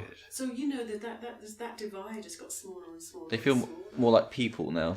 Yeah. It's like the Rock's also doing something. Yeah. It's on his own YouTube channel, hasn't he? Yeah. And it's very strange when He's interacting with other celebrities YouTubers and stuff. are in this space where you can just talk to him. Yeah. And it's strange. They're so accessible now. Mm. Yeah. It's probably for the better. I think so. Because you don't regard them as these chiseled perfection. But you're also, because they're prizing you, you're more likely to go and see their stuff and buy their merch. Oh, yeah. Do you know, so it's Yeah. actually It's good works both good marketing. ways. Yeah. It's like, yeah, I'm cool. Hey, by the way, watch my film. But Yeah, anyway, yeah, by the way, what's my film? I'm like, yeah, okay. I will. One thing I kind of want to touch on is kind of away from like the media kind of stuff. It's more your other stuff that you kind of do, like such as counselling and that. Yeah, I trained, so I was chosen to be a careers advisor by Equities, my union, and they trained me up to give IAG, which is information, advice and guidance. Okay. And what happened was I was seeing people, giving them careers advice, helping them with their CVs and their career trajectories. But more and more people were coming in and they were just completely breaking down. Yeah. Because this is the first time they'd ever been asked about their career before. You know, usually people go, get a proper job. Acting's not a proper job. Go and do something more worthwhile. So to have someone to value them and say, right, how are we going to make this career work for you? What would you like from me today? And they would just go, and then I quickly realised that they couldn't move on in their career because they were stuck cognitively somewhere. You know, mummy didn't love me, daddy didn't love me, I've had a load of rejection, I feel like, and that their lives were so intertwined like a tapestry with their job that they defined themselves by their job rather than by their humanity. So I thought, how am I going to contain this in an hour? You know, I need to make these people feel better and I need to deliver this IAG. So I took a 10-week course on counselling skills, which I was so fascinated by the concept of counselling. Oh, yeah. That I then did a 1-year certificate. And then I just thought, well, I've done a 1-year certificate now. I might as well do a 2-year diploma and qualify, and then I can practice. So I did. And then I was working at, my placement was at Kent University. Okay. And then they gave me a job. So Oh, I wow. stayed there for 3 years, or 2 years Really after good. my placement. And then after that, they said to me, now you need to leave. You need to go and experience the world as a counsellor. You can't stay here anymore. And I'm like, why? Am I rubbish? And they went, no, but it's going to be good for you. And it was like, don't let me go. I really like it here. But and then I started working for the NHS, doing patient referrals. And then I decided to set up in my own private practice. So I set up a practice here in Ramsgate, www.hillscounselling.com. And I then realised that, I don't like staying in one place. Yeah. Felt a bit kind of like trapped. Loved my clients and everything. Yeah. It was a very, very healthy business. So I identified where I wanted to be. And I want to be in London. Oh, yeah. But I want to work towards London. So I found this practice in Surrey, which is in Weybridge. And I wrote to them and said, I want to work for you because you're my ideal company. You're all set up. You haven't got anyone like me. And they said, we want you as of last week. So I started working for them. And then they said, we want to branch out, but we need to find premises. And I said, I know where you need to be. You need to be in this place because the demographic, close to a station, blah, blah, blah, blah. They loved the premises that I found and made me lead partner That's really good. of the company. That's really good. So That's now, quick. Yeah, I joined them in July, and by December I was lead partner. Oh, wow. So now I have 35 clients. I make the journey from Ramsgate to Surrey every Thursday morning. My first client's at 10. I come back Saturday afternoon. Next Saturday I'm working all day Saturday. because I'm working for Beck2 during the week. Oh, yeah. Doing the BVE exhibition at the Excel Centre. Okay. So I'm giving careers advice to people behind the camera and helping them with their CVs for 3 days, and then Friday and Saturday I'm doing my clients, and so Monday I'm doing my clients here. Oh, wow. So I just squeeze them while I do that. That's my ideal life, in that I don't just do one thing, and I can move things around because I work for myself. And my clients, I say, can't see you next Thursday, can you make Friday? And they're usually, no, that's cool, that's fine. So I've got 35 clients there, in Ramsgate and in Weybridge and in East Molesey.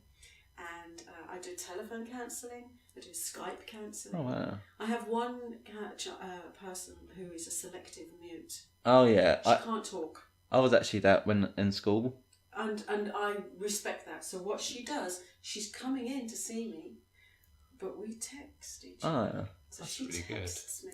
Mm. She's just sitting there and she texts me and I'm texting her back. That's Or really nice. WhatsApping. Yeah. And that's the way we communicate. And then all of a sudden I think, right, let's do some art. And so then we'll do some art therapy and she'll kind of like draw her feelings. And Yeah. stuff. Then she went on holiday and we were WhatsApping from Mexico. Mm. And so that kind of like did. And when she came back into the counselling room, she started to talk, which was just lovely. Yeah. Just really good. lovely. So my work is bloody rewarding. Yeah. As long as I am as flexible. There's more than one way to deliver counselling. Mm. You know, and respecting differences. Yeah. And I don't call them disabilities. I actually do think they're differing abilities. Yeah. You know, everyone's got their strengths. That's kind of how I feel my Asperger's in a way.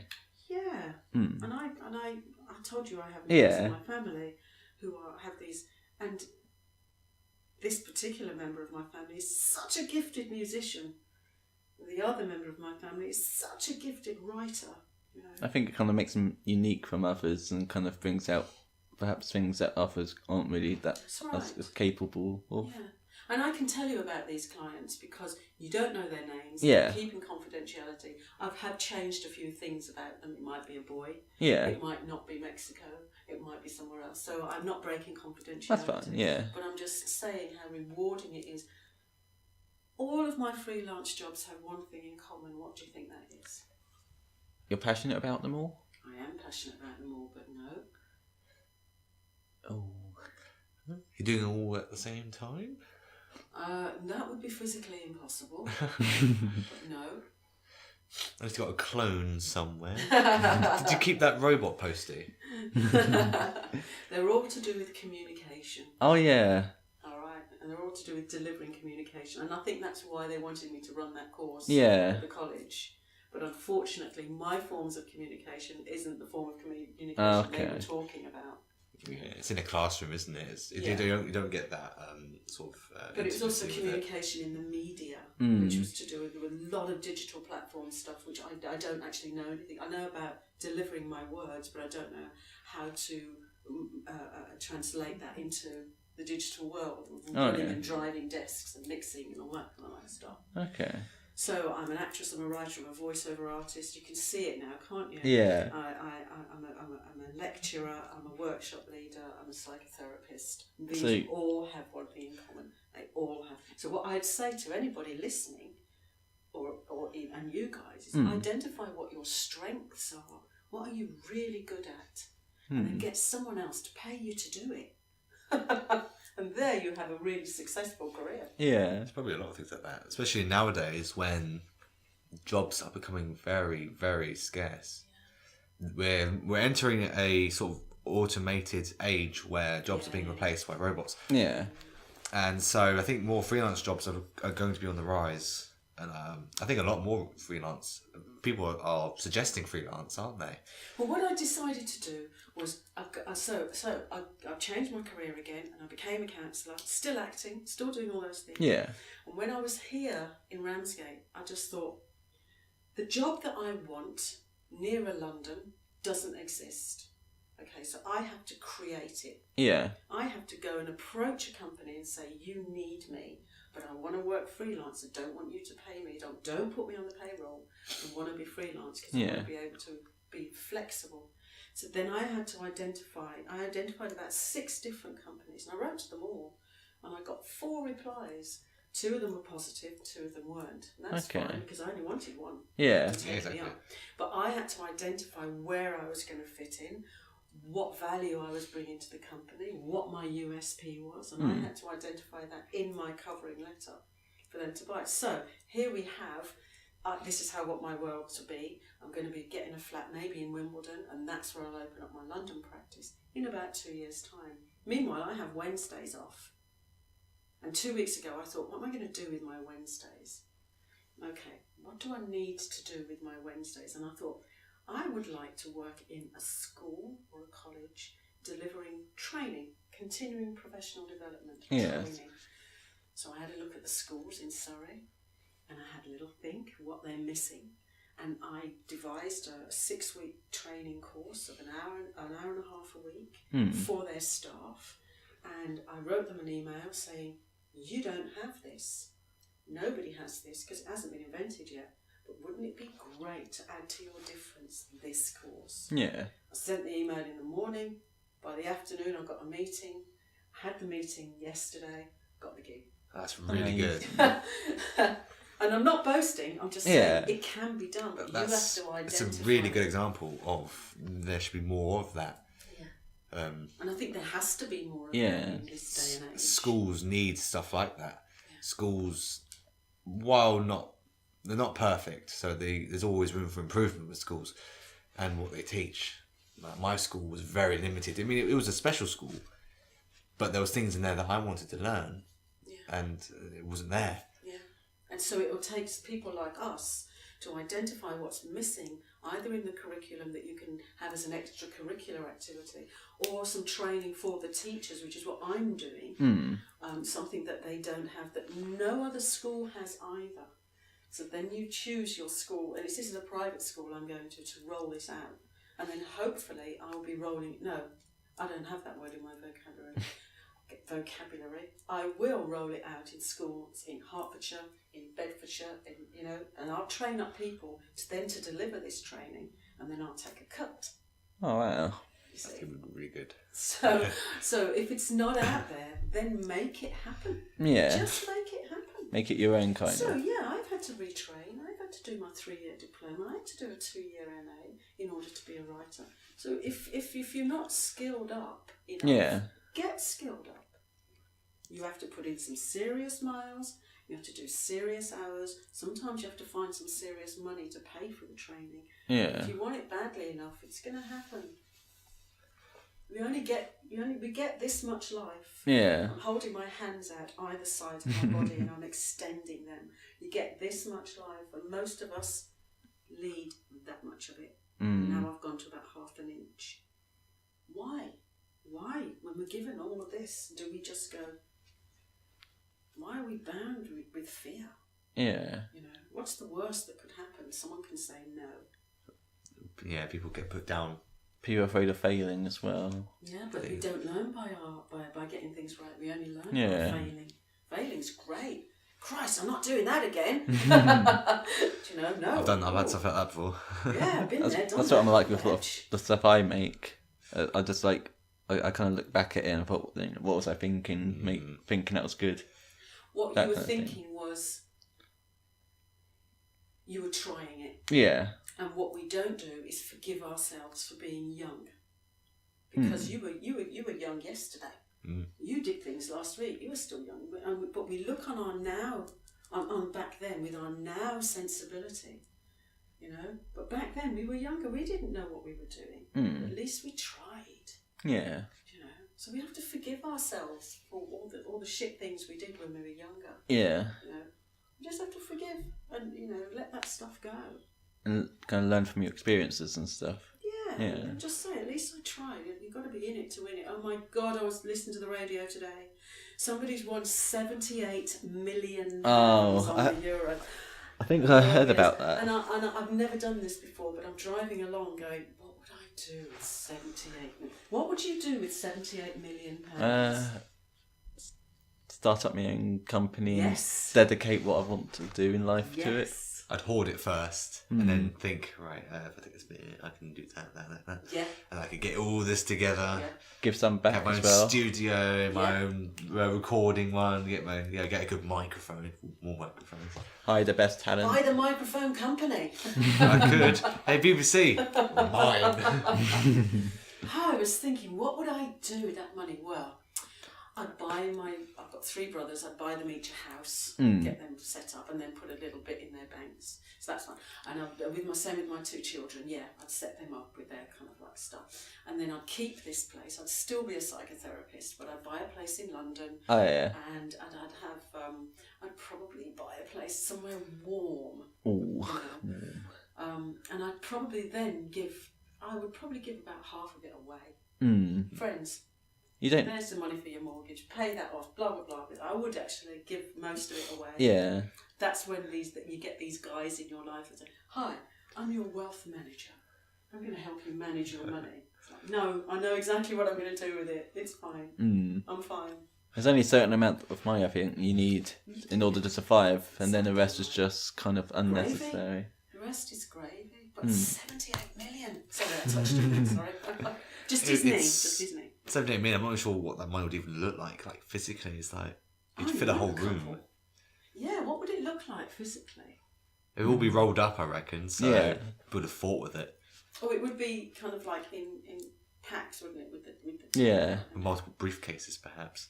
Just like in the movies when they open up the safe and they're Oh, taking yeah. out the dollars. Oh, look at these unmarked bills. Yes. What would you do with it? Would you buy a boat? Would you... That's like a midlife crisis sort of but then stuff. there's all that world hunger and villages to be built and stuff like that. Yeah. It has to be done, really. I think actually that would be a really good idea. It's like, well, I want to restart an old show. It was called Bear Behaving Badly. Oh, yeah. I'm going to bring it back. I'm going to get I'm going to get everyone back together. I'm going to dust off the old puppets. Oh yeah, come That'd on, be Daryl amazing. McQueen, bring it back. Let's get Crazy Keith. Let's get Angry Pants. And the bear. Let's get the old lady. Crazy Keith just used to admit. Simon is such a funny guy. He's such a brilliant actor. Rope him back in. Oh yeah, bring the old team back. Even Doris. I wonder if all the old puppets are still around. Maybe Probably in an old one of those old storage units. Yeah. Yeah. So I wonder if anyone actually got to keep any of that stuff. Because that's they just get put away, and then after a while they get thrown away because of something else. So I wonder if someone has ever kept something from the show or anything. Like Daniel Radcliffe, he's kept a wand. I think he has a wand. One of the wands. He destroyed a lot of them because if you don't know, Daniel Radcliffe went through a lot of wands during the production of Harry Potter. Yeah. Because he used to tap them against his leg. And that made them wear, and they wore them down. So Daniel, stop breaking our wands; they're expensive. And I think Emma Watson, she took a few chess pieces, and she later found out that she wasn't supposed to do that. I've got things from the set actually. About Behaving Badly. What do you have? Yeah, let me see what I can find. Oh, They gave me something. That's the thing. I mean, really, you'd think they would give you some stuff. This is some good This memories. is your role. This is what belongs to you. These are good memories. Who's the biggest fan? I am. Oh, I don't know. I mean, I We'll don't know both how share long your this childhood... He Oh made my. this for me. What is that? You can have it. Oh, really? my goodness. Oh my god. Oh, he looks absolutely fantastic. He looks amazing. Oh, When wow. was this? Glenn gave it to me as a Christmas present. Sorry, Glenn, I'm giving it away to you. I've never used it. Beverley! Bear. Oh wow. That's amazing. Thank you. That's all right. I love Little memento. stuff like mugs that are they're so brilliant. Oh, it's even got the thing at the back there. It's his quote. I'll get you. I always wonder how he's allergic to a stuffed bear. Was Nev like a real bear? Was he supposed to be a real bear? Oh yeah, kids, yeah, he was real. Yes, of course. I think I'm a bit high. Must be a small Honestly. hybrid bear. These young people, I don't know. That bite in his ear never healed, did it? No. I wonder if you have that checked out, because it must have been infected. Had a bit of green coming out of it. I did actually have a Nev puppet, but I gave it away. Oh wow. Yeah. They're like, I think there's some of them online and stuff as well. Yeah, Yeah, they're you very can get them. expensive, like 40 quid. Wow. I'm not sure if they even have the poppet function either. No, I don't think they do. No, they just Like- kind of like, you know. Like, I imagine it's custom made with that sort of stuff. So yeah, Glenn gave me this one Christmas. Oh wow. Oh, thanks. You better keep that safe. I will. I have used it a couple of times. You can see where I've stood. Oh yeah. Oh wow. Very Never good. thought, did you? You come here, received gifts, received gifts. I just didn't think there would be anything left after like Bear Behaviour. Yeah. Oh yeah. There's a lot of stuff gets destroyed. So, but the set was beautiful. What was the set? Where was it? It was in a studio in Merton where they used to film The Bill. Oh yeah. Oh, Okay. rest in peace, Bill. And the art director was the most wonderful man called Ant Howells. Okay. Okay. And he was this kind of like beautiful bearded tattooed guy and he had such vision. Really, and good. all the stuff on the set was just amazing. And I think I've got 2 fruit bowls because at the end, at the very, very, very end, you know, you could buy stuff, you know, and I think I've got a candlestick. So stuff that you wouldn't even you're gonna have to look at and go, oh, that's that. Oh yeah. But yeah, that's all I could carry. That's what I could get everybody. Kind of like, I said, oh, I want that. Oh no, so and so's having that. So and so's having that. So it is. It must be a free for all at the end. It is. Yeah, it was a bit of a free for all. Yeah. Who's taking my hat? I didn't want my uniform though. Oh. I was quite happy to let go of that. Oh. Yeah, posty. You could have framed it. Hung it up. Yeah, those are the days. No, I don't think we ever like saw up the stairs. Like, there's always that. Yeah. That's where the old lady came from. I can't remember her name. We did. We went up the stairs, and up the stairs led to the hall. Oh right. That hall area where there were other flats. You know, Oh yeah. at the front door. Aunt Barbara lived up there. I think that's her name. That's right, Bella Enberg. Yeah. Yeah, lived up there. It's a funny old. Funny I was quite sad to find out there's only like one DVD available out there of Bear Bathing Badly. It's Yeah, like there's- a special. We tried looking. We can't seem to find any versions of it. It's only on like Amazon Prime and stuff. No, there used to be quite a few. Maybe. So anyway, Daryl McQueen is the production company, so all you have to do is write to them and they'll say, oh, we've got this. Daryl McQueen. Yeah, Daryl. Daryl's. Shall I Write note it this down? Want a version? Billy McQueen was the producer. Great guy. Oh, are they like brothers or something? I'm not quite sure. I don't think I met the Daryl. Maybe they were the same person. Maybe. Maybe. Maybe. Did you get any Valentine's cards this year? No. I gave my mother some flowers. Oh, that's nice. I've just got my Valentine's flowers have just died. I used to have I had 3 bunches. And yeah, I had a couple of Valentine's cards. One of them says it's of a rhinoceros. Oh yeah, it's up there. Yeah, I was looking at that What earlier. does it say? I don't know that. I'm things so away. horny for your Bev. I'm so horny for you, Beverley. That's what Oh. it says. Am I? It's That quite a was my- custom It's one. one of my Valentine's cards with a rhinoceros on the front. Anonymous. It's so funny. That one came from America, and that one was with the flowers Oh wow. from my northerner in Manchester. All I had for Valentine's was a presentation at uni for modules. Yeah. This is the first Valentine's I've had Valentine's cards for years though, Mm. and then I get 3 or 4 at once. Yes, thanks guys. I know who So you are. good. There's no hiding it. No hiding it. There's the guy who sent me the lovely heart, and then the guy who sent me the horny rhinoceros. Yeah. There's 2 types of people. That one probably came from Britain. Yeah, it's true. It's Yeah. I'm not sure if you find that other stuff outside of Britain. It's very British stuff. Yeah. It is, yeah. When you get that raunchy Whereas that one stuff. came from America. Yeah, well, it's a difference. The cultural difference. I know. I, mean, I think they're not inclined to do that very rude stuff. No, they're very what's the word? Puritan. Yeah, that's That was an interesting. that was time Britain's in fault. history, wasn't it? Yeah. Yeah. Fuck off, Puritans. Day. So we've talked about John Hurt, we've talked about Alan Rickman. It's a lot of we've talked variety. about, Only Fools and Horses.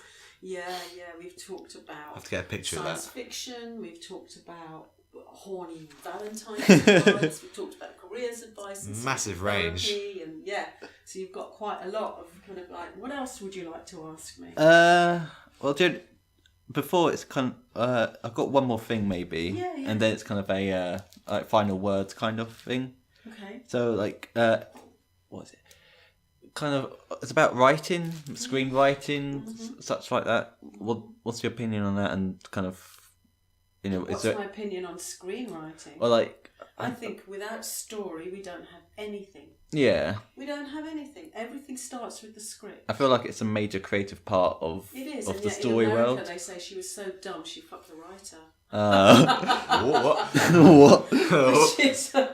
which is like, writers have not been cherished. They've not been prized. Uh, You've seen The Simpsons. I have. He opens the door. You look in the door, and there's a load of monkeys on typewriters. And that's how Hollywood is used to see the writer. I think things have changed now. Yeah. But I They're actually like think they're on the back set, aren't they? With writing. You need a lot They of don't- creativity in you to create such can- good TV and I think film. unless it's on the page, it doesn't get translated to the screen. So Yeah. when you're writing, you have to be very careful what you write and make sure that you're very specific. If you want a character to look a certain way, behave a certain way, you have to write it and not leave it up to the producer or the director or the actor to intuit. You have to be very You have to do specific. research as well. If things like don't sound natural, or like you're typing up a conversation that will be read out in a certain kind of stereotype or something, you have to use the right vocabulary. I think it was Friends that was the first series on TV that was team written, Ah, yeah. which is why everybody's got their individual voices. Mm. And I thought that was amazing. My mother loved that show. I just love team She'd watch it all the writing. time. Collaborative writing is great if you can do it. Yeah.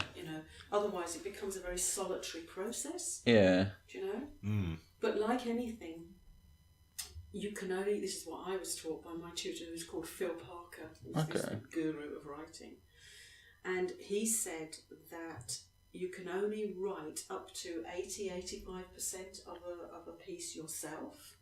For the rest, you need an editor. Mm. And the script editor says, you've missed a trick there, you've got to pull that in there, you've set up but you haven't paid off, where's your rule of three, and stuff, Yeah. and will help you see with more clarity your script. Okay. Before even the editor gets hold of it, you have to put it away for a couple of weeks. Yeah.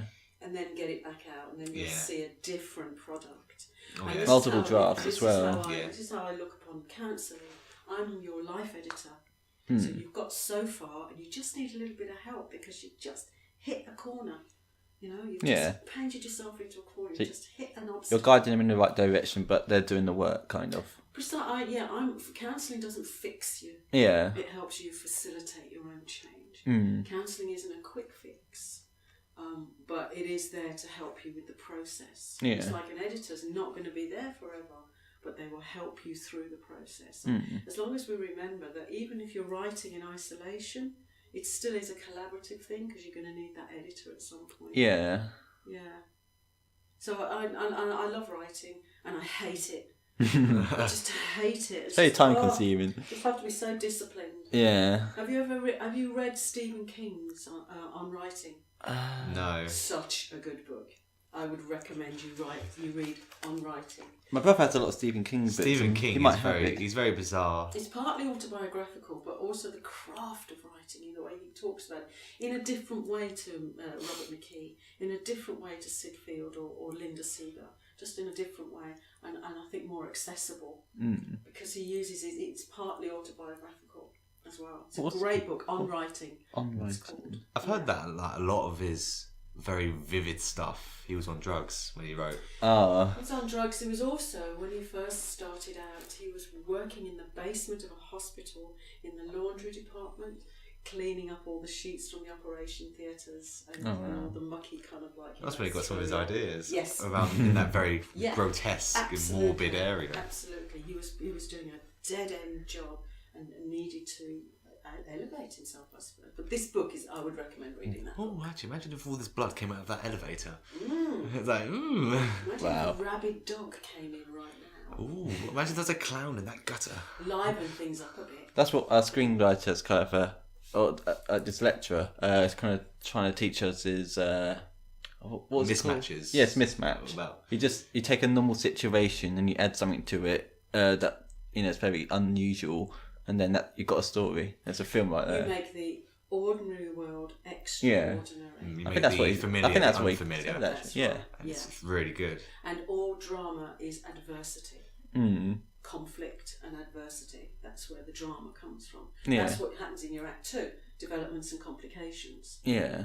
So, because actually, at the end of the day, I hate that saying. Actually, the nemesis and the hero, they want the same thing. They're just going about it different ways. Mm. You know, Okay. they want. You know, the antagonist wants to rule the world. Mm. But then, in a way, so does the hero. Wants the world to be a safer place, and who's going to make it a safer place? The hero. So who's ruling the world? The hero. Mm. But they're just going about it in different ways. Different mindsets and such. Yeah, Yeah. different mindsets. Yeah. There's a screenwriting book you might find interesting called The Matrix, the Art and Science of Screenwriting. It's by a guy called Phil Parker, who ran my MA in screenwriting. And he talks about screenwriting being like a matrix. So you have all these different elements. You have plot, you have theme, you have story, you have style, you have structure, you have tone, you have dialogue. Mm. And you have all of those elements. And that's when you do your rewriting, you're looking at all those different elements. So you might look, right, I'm doing this rewrite, I'm just looking at plot. I'm doing this rewrite, I'm just looking at structure. And within that, you've got your different story types and your different themes and how you mix and match those. And then within that, you've got your turning points and you've got your reflections and you've got your hero's journey. And then he talks about specific films and specific television. But it's such a good book, and it's what his MA was based on. Oh, wow. So seeing as you're in that arena anyway, Yeah. I would recommend that book. It's a bit dense. If you don't understand anything about it, call me. Okay. What's his last name again? Phil Parker. Parker. There we Yeah. go. He runs a company called, I think it's called Be Creative with an 8 in the middle. I Of it. think Oh, I've yeah. heard of that. That sounds familiar for some reason. Yeah, he's the guru. He can make anything work. Mm. He said on our first day, I don't care about what you write. I don't care about your scripts. I couldn't give a damn. What I do care about is whether they're any good. Mm. It's pretty good. I thought, That's I was like- like, oh, I love you. I think I love you. It's good, isn't it? Yeah. You know, when he first thought that, I went, oh, thanks. That's really motivated me to want to write. But then when he finished what he was saying, I thought, yeah, I want to be you. Mm. And he can make anything good with his paradigm that he uses of the matrix within the screenwriting. Yeah, Oh, wow. so that's what I think about screenwriting. Now, imagine him and Tommy Wiseau working together. Oh. They probably know each other. Yeah, imagine the room. Like, Imagine. I mean, the room is a very strange film, and by all conventions, it's a bad film, but everyone seems to love it because of that fact. So bad it's good. It's kind of. And Tommy Wiseau is very strange and peculiar. Yeah. Imagine him working with him. I'd like to see a film like that. Phil's worked with some amazing people, and he is an amazing guy. Wow. I respect him so much. Mm. Yeah. So, do you have any kind of final thoughts or any kind of message for anyone out there who kind of might be in this kind of same area as us? As such. Well, you've got to love what you do because that's what's going to feed you. Yeah. And when you're really hungry, all that's going to feed you is the love of what you're doing. And if you don't love what you do, why the hell are you spending time doing it? Yeah. You know, we can't go into this business expecting to make money. We probably will make money, but you can't expect to make money. It can't be the primary directive. It can't be, you know, because it's got to be about the love of the art Yeah. and the love of the arena. That's what's going to feed you. That's what's going to keep you going, you know. I think also trying to like deliver like audience to the audience, kind of like deliver the best thing for them to consume, kind of. It's a motivation in itself. In a way, if you're writing commercially or you're delivering commercially, but really, did Picasso think about his audience when he was painting? No, he did it for the love. He did it. That's what he saw. You know, did you think of your favourite musician when they first started out? All the bands that started out because they had to. They were driven to be artists. They had to do that. Van Gogh, his art was not popular, but he still painted. He still did it. He became popular after he died. You know, so I think that when your mum or your dad or your uncle says go and get a proper job, you know, I think you just say one word. Spin. And then in a few years' time, you just do that. Oh, what's that? Because, What's that? You know if you're an artist. Yeah. It's in your blood. You can't do anything else. And people who aren't artists don't get that. They don't understand. You know, they understand a 9-to-5 job and they understand safety. We're kind of working here with the safety off. Yeah. Aren't we? Really? I couldn't work in a shop for the rest of my life. It's kind of Well, you can work in a shop for a while in order to fund the film. That's what I mean. So that's the means I've to done an that. end. But I just couldn't have the same kind of thing every single day until I retire. No. It's just I don't get anything out of it. I'm I not always feel like making that's a difference. good motivator. It's like just a little bit longer, and then you can do this. Yes. Yeah. Keep working. That's right. That's yeah. what I did, and Means it's to really an end. it works. Yeah. But if you're in that job and you think this is me for the rest of my life, it's just so fatal. Yeah. And what happens with freelancers is if we do get a 9-to-5 job, we get sucked in by the security. Because I've got a mortgage now, or I've got kids now, or I've got to do that, and I've got to. No, you don't. You don't have to. If you want something badly enough, you will make it work. Yeah. When I did my master's degree in screenwriting, I did it mostly between 12 at night, midnight, and 4 in the morning, because I was a single parent and I had 2 children to bring up. Yeah. But I wanted that. I wanted that degree so much I made it work.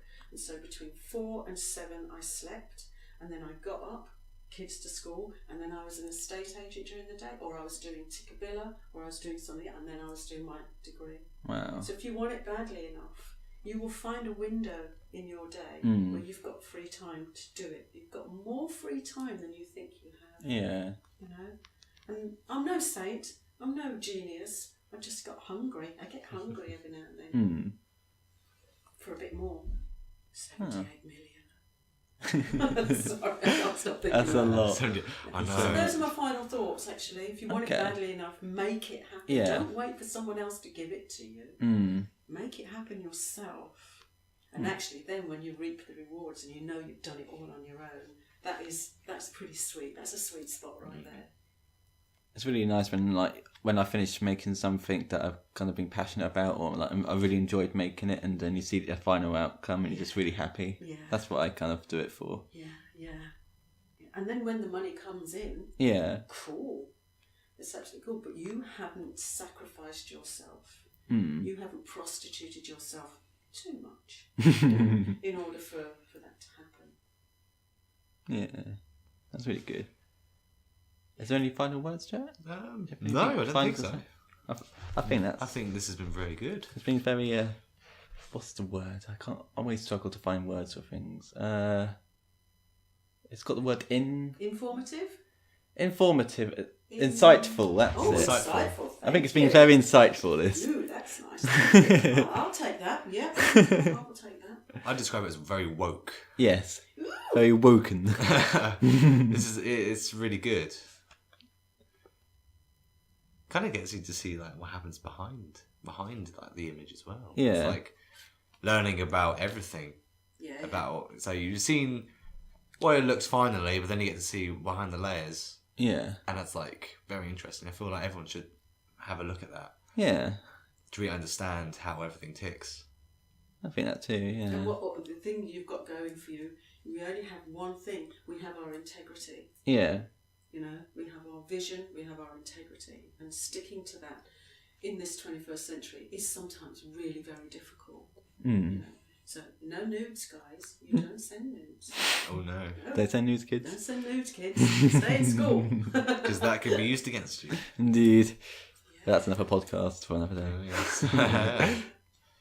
Well, I think that's a good place to end it. Thank Thank you. you. Thank you very much for listening. Thank you for coming on to our show.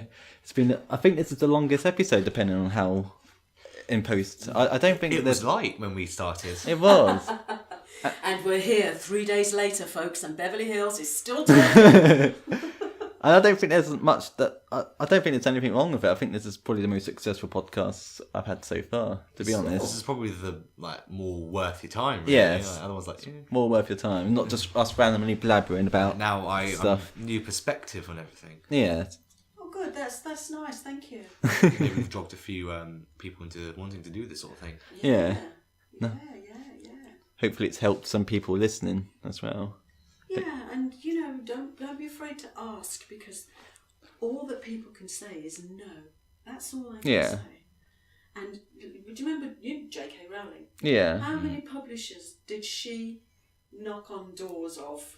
A lot of badly them, structured yeah. sentence, I'm tired, but she went to about 20 different agents, 20 different publishers, and they all turned her down. But she kept on going, she kept on going. And then there was that kept on one. going. She had belief in her product.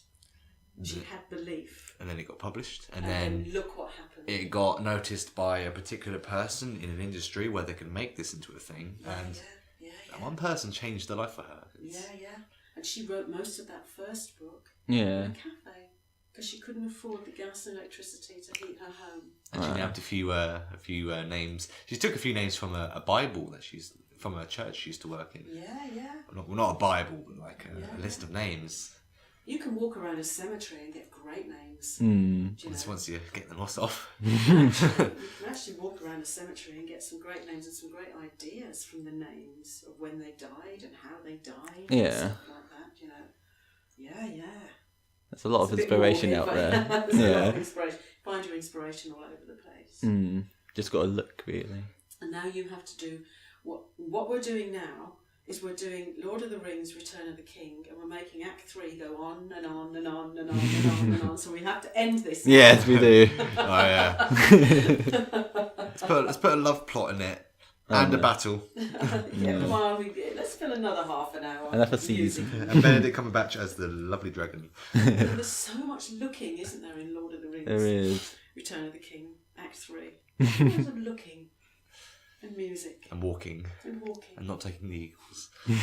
Just leave already. I know.